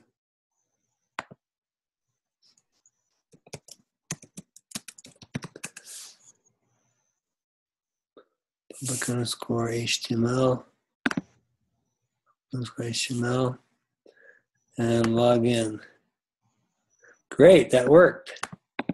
Save site. Okay, so now I'm not only am I logged into 000 web host in my account, but now I'm actually logged, and I set up one web server, and now I'm actually logged into that web server. So I'm not technically out in the account. I'm now into that one web server that we set up. And this says server23.000webhost.com. That is the web server that I'm tied into. And there's the default.php. So what I'm going to do is just delete this one because I don't want it to show up.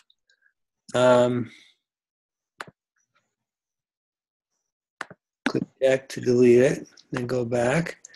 Now I want to upload to this folder.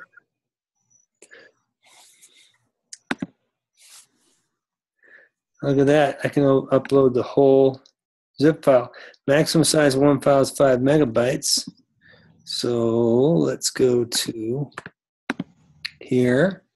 And see, we don't need this.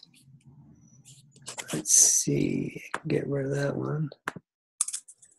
And I can get rid of these.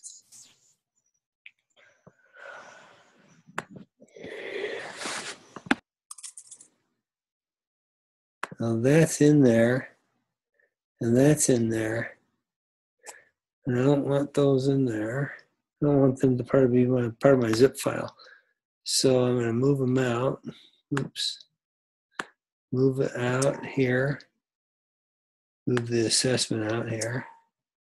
Now I just have sounds. I can move the jingle bells out there because that got recopied into the sounds folder. So I would have been redundant had I left it in there. Those are all extracted. We didn't solve the problem. Anyways, this looks about right. Let's see here. So I'm going to create a compressed from that. Let's see. I want to make compressed 4 items. There we go. So there's the file, the zip file. So what I want to do is I want to upload, let's see, desktop, Goldie, that zip file. So what it includes, I took out the other extra things that were in the FLA file. We don't want to upload that because this is the published one. So now I just do the zip file because it's a zip of the HTML file, the JavaScript that goes with it, the images in the folder, and the sounds. So, and it says I can just upload a zip file, and it will, see this, decompress it. Okay, so I think I'm good to go. Click check. I think this might work.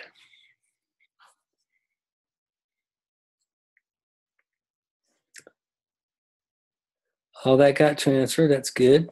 That looks good. Okay, we'll go back. Now, all right, so this is interesting because I don't want it to have that name. Now that I think of it, I'd actually prefer it to just say index. The reason I choose index is because that's the default name. And And I can change the HTML file because it's the outside file. The JavaScript file, I cannot change that to like index.js because index.html, this HTML file is actually looking for the full name.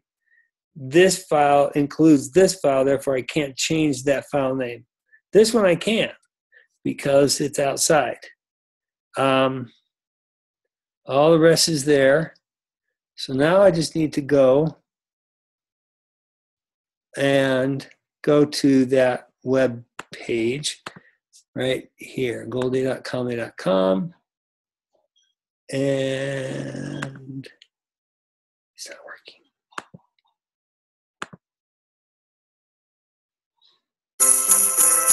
Well, that's good.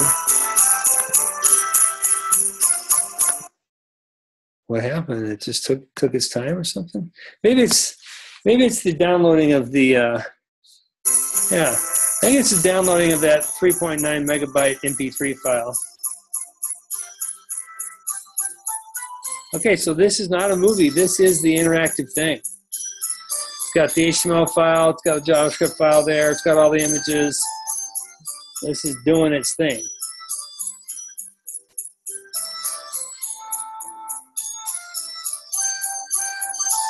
So this is an example of how to publish your HTML and JavaScript file to a free web hosting company. And so this is what you would submit as part of your assessment, this web address.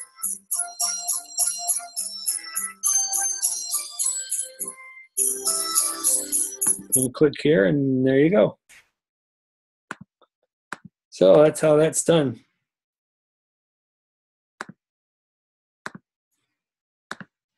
When it says include a URL to the animation, that's what I was just referring to.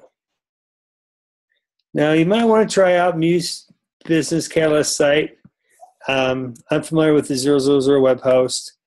That one, you might have to be using Muse to upload it. So anyways, what I did is actually a true bona fide custom website, and it's free. Okay, so let's come back to where we are here. We've got publish, got to move the HTML, we've got interactivity. We're not, we've got the click here that worked. So I'm really happy about this. I think we've got everything figured out. Are you good? The only question I had was when you go back to the dashboard, what did you do to set up your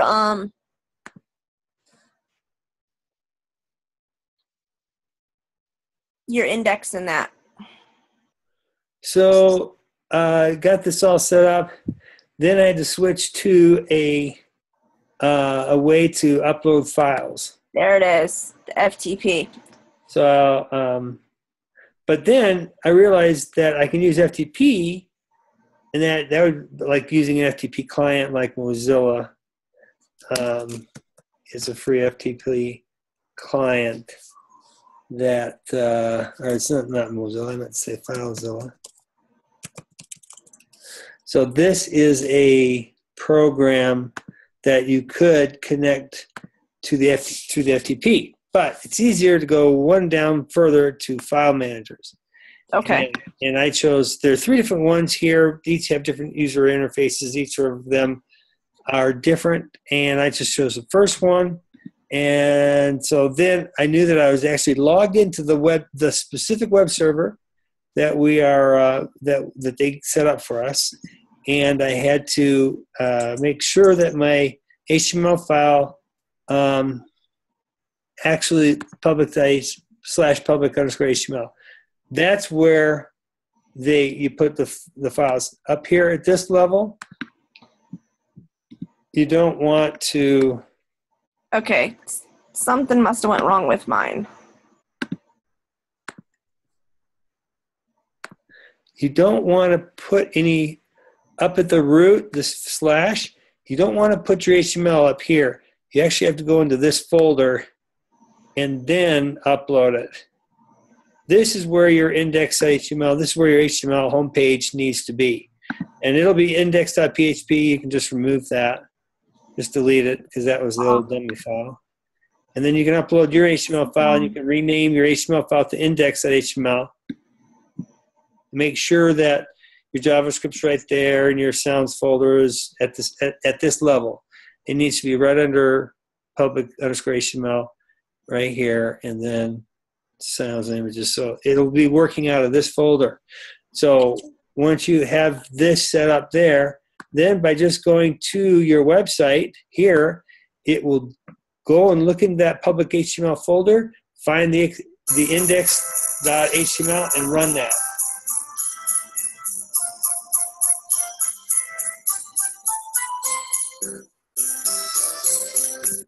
So are you good? No. Are you I working know on it what right you're now? showing me to do, but somehow Here, just go ahead and share your screen. mine is wrong. Okay, hang on.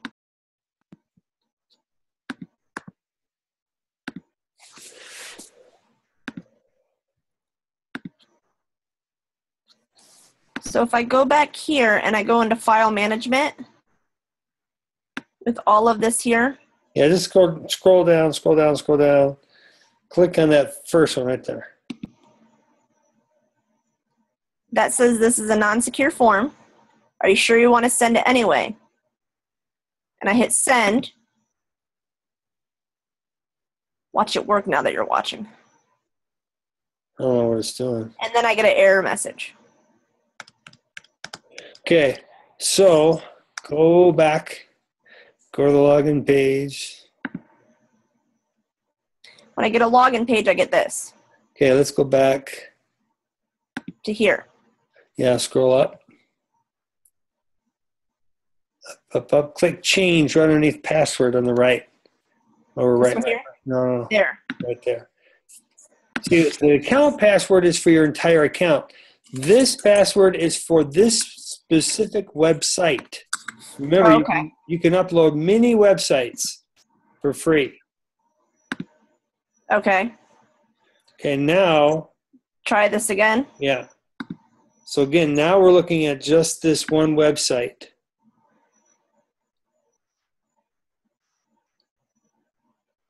Wait a minute. Try it here.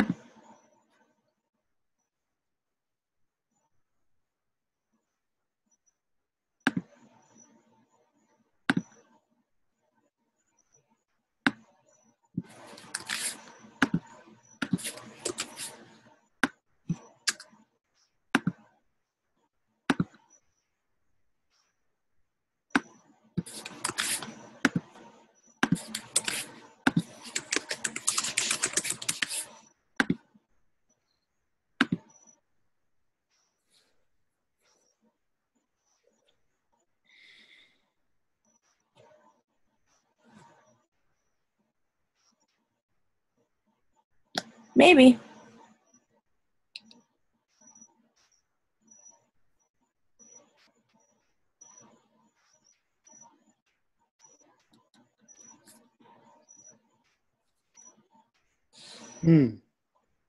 Shouldn't be taking this long.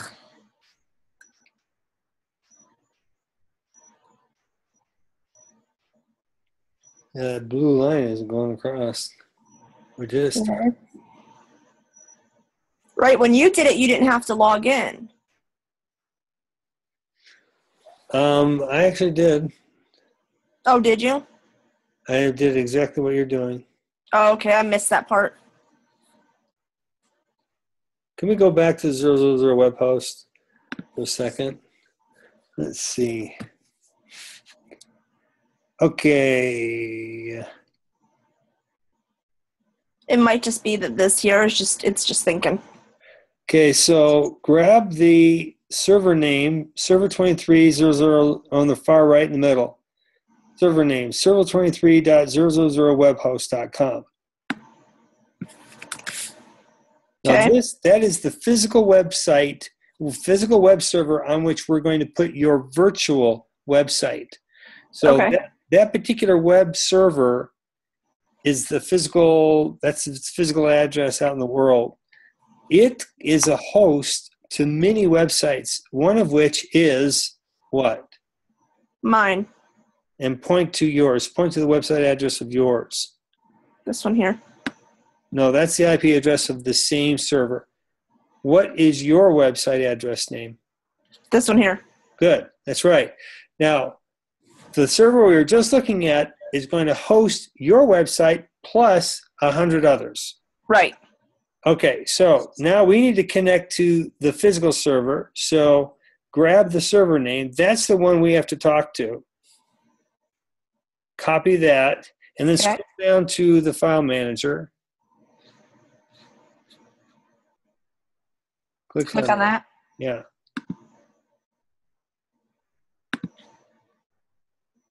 There it is. Okay, so we are in. Yep. It just was slow here. Okay, so what folder do you upload your website Like into? HTML. That's right. Go ahead and click on that. Now, that default.php can be totally removed. That's the script that they put in there just as a placeholder. So you can click on that and then click delete in the upper right. Now, I'm not going to upload my stuff yet because it's not done. But it's one of those. I want to make sure I got in there right. Okay, so this is where you'd upload it. You can do how I did it, which was a zip.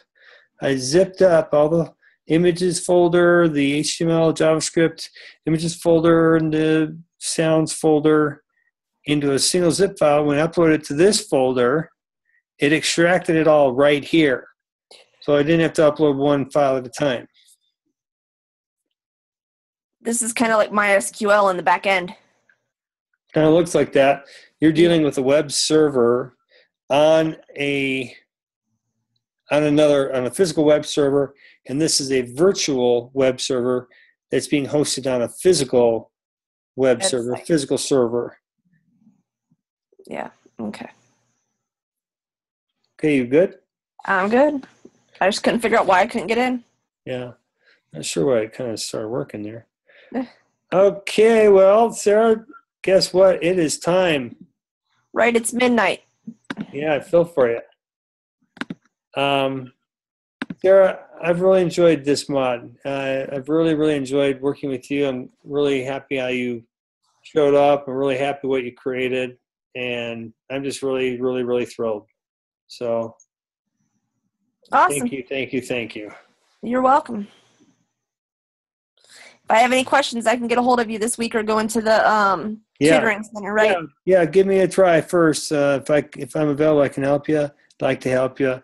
You can send me whatever you want, and then let me look at it, whatever. Sounds good. Thank you, sir. You've been great. I've really enjoyed working with you. Perfect. Okay. Have a good night. All right, you too. Good night. Yep.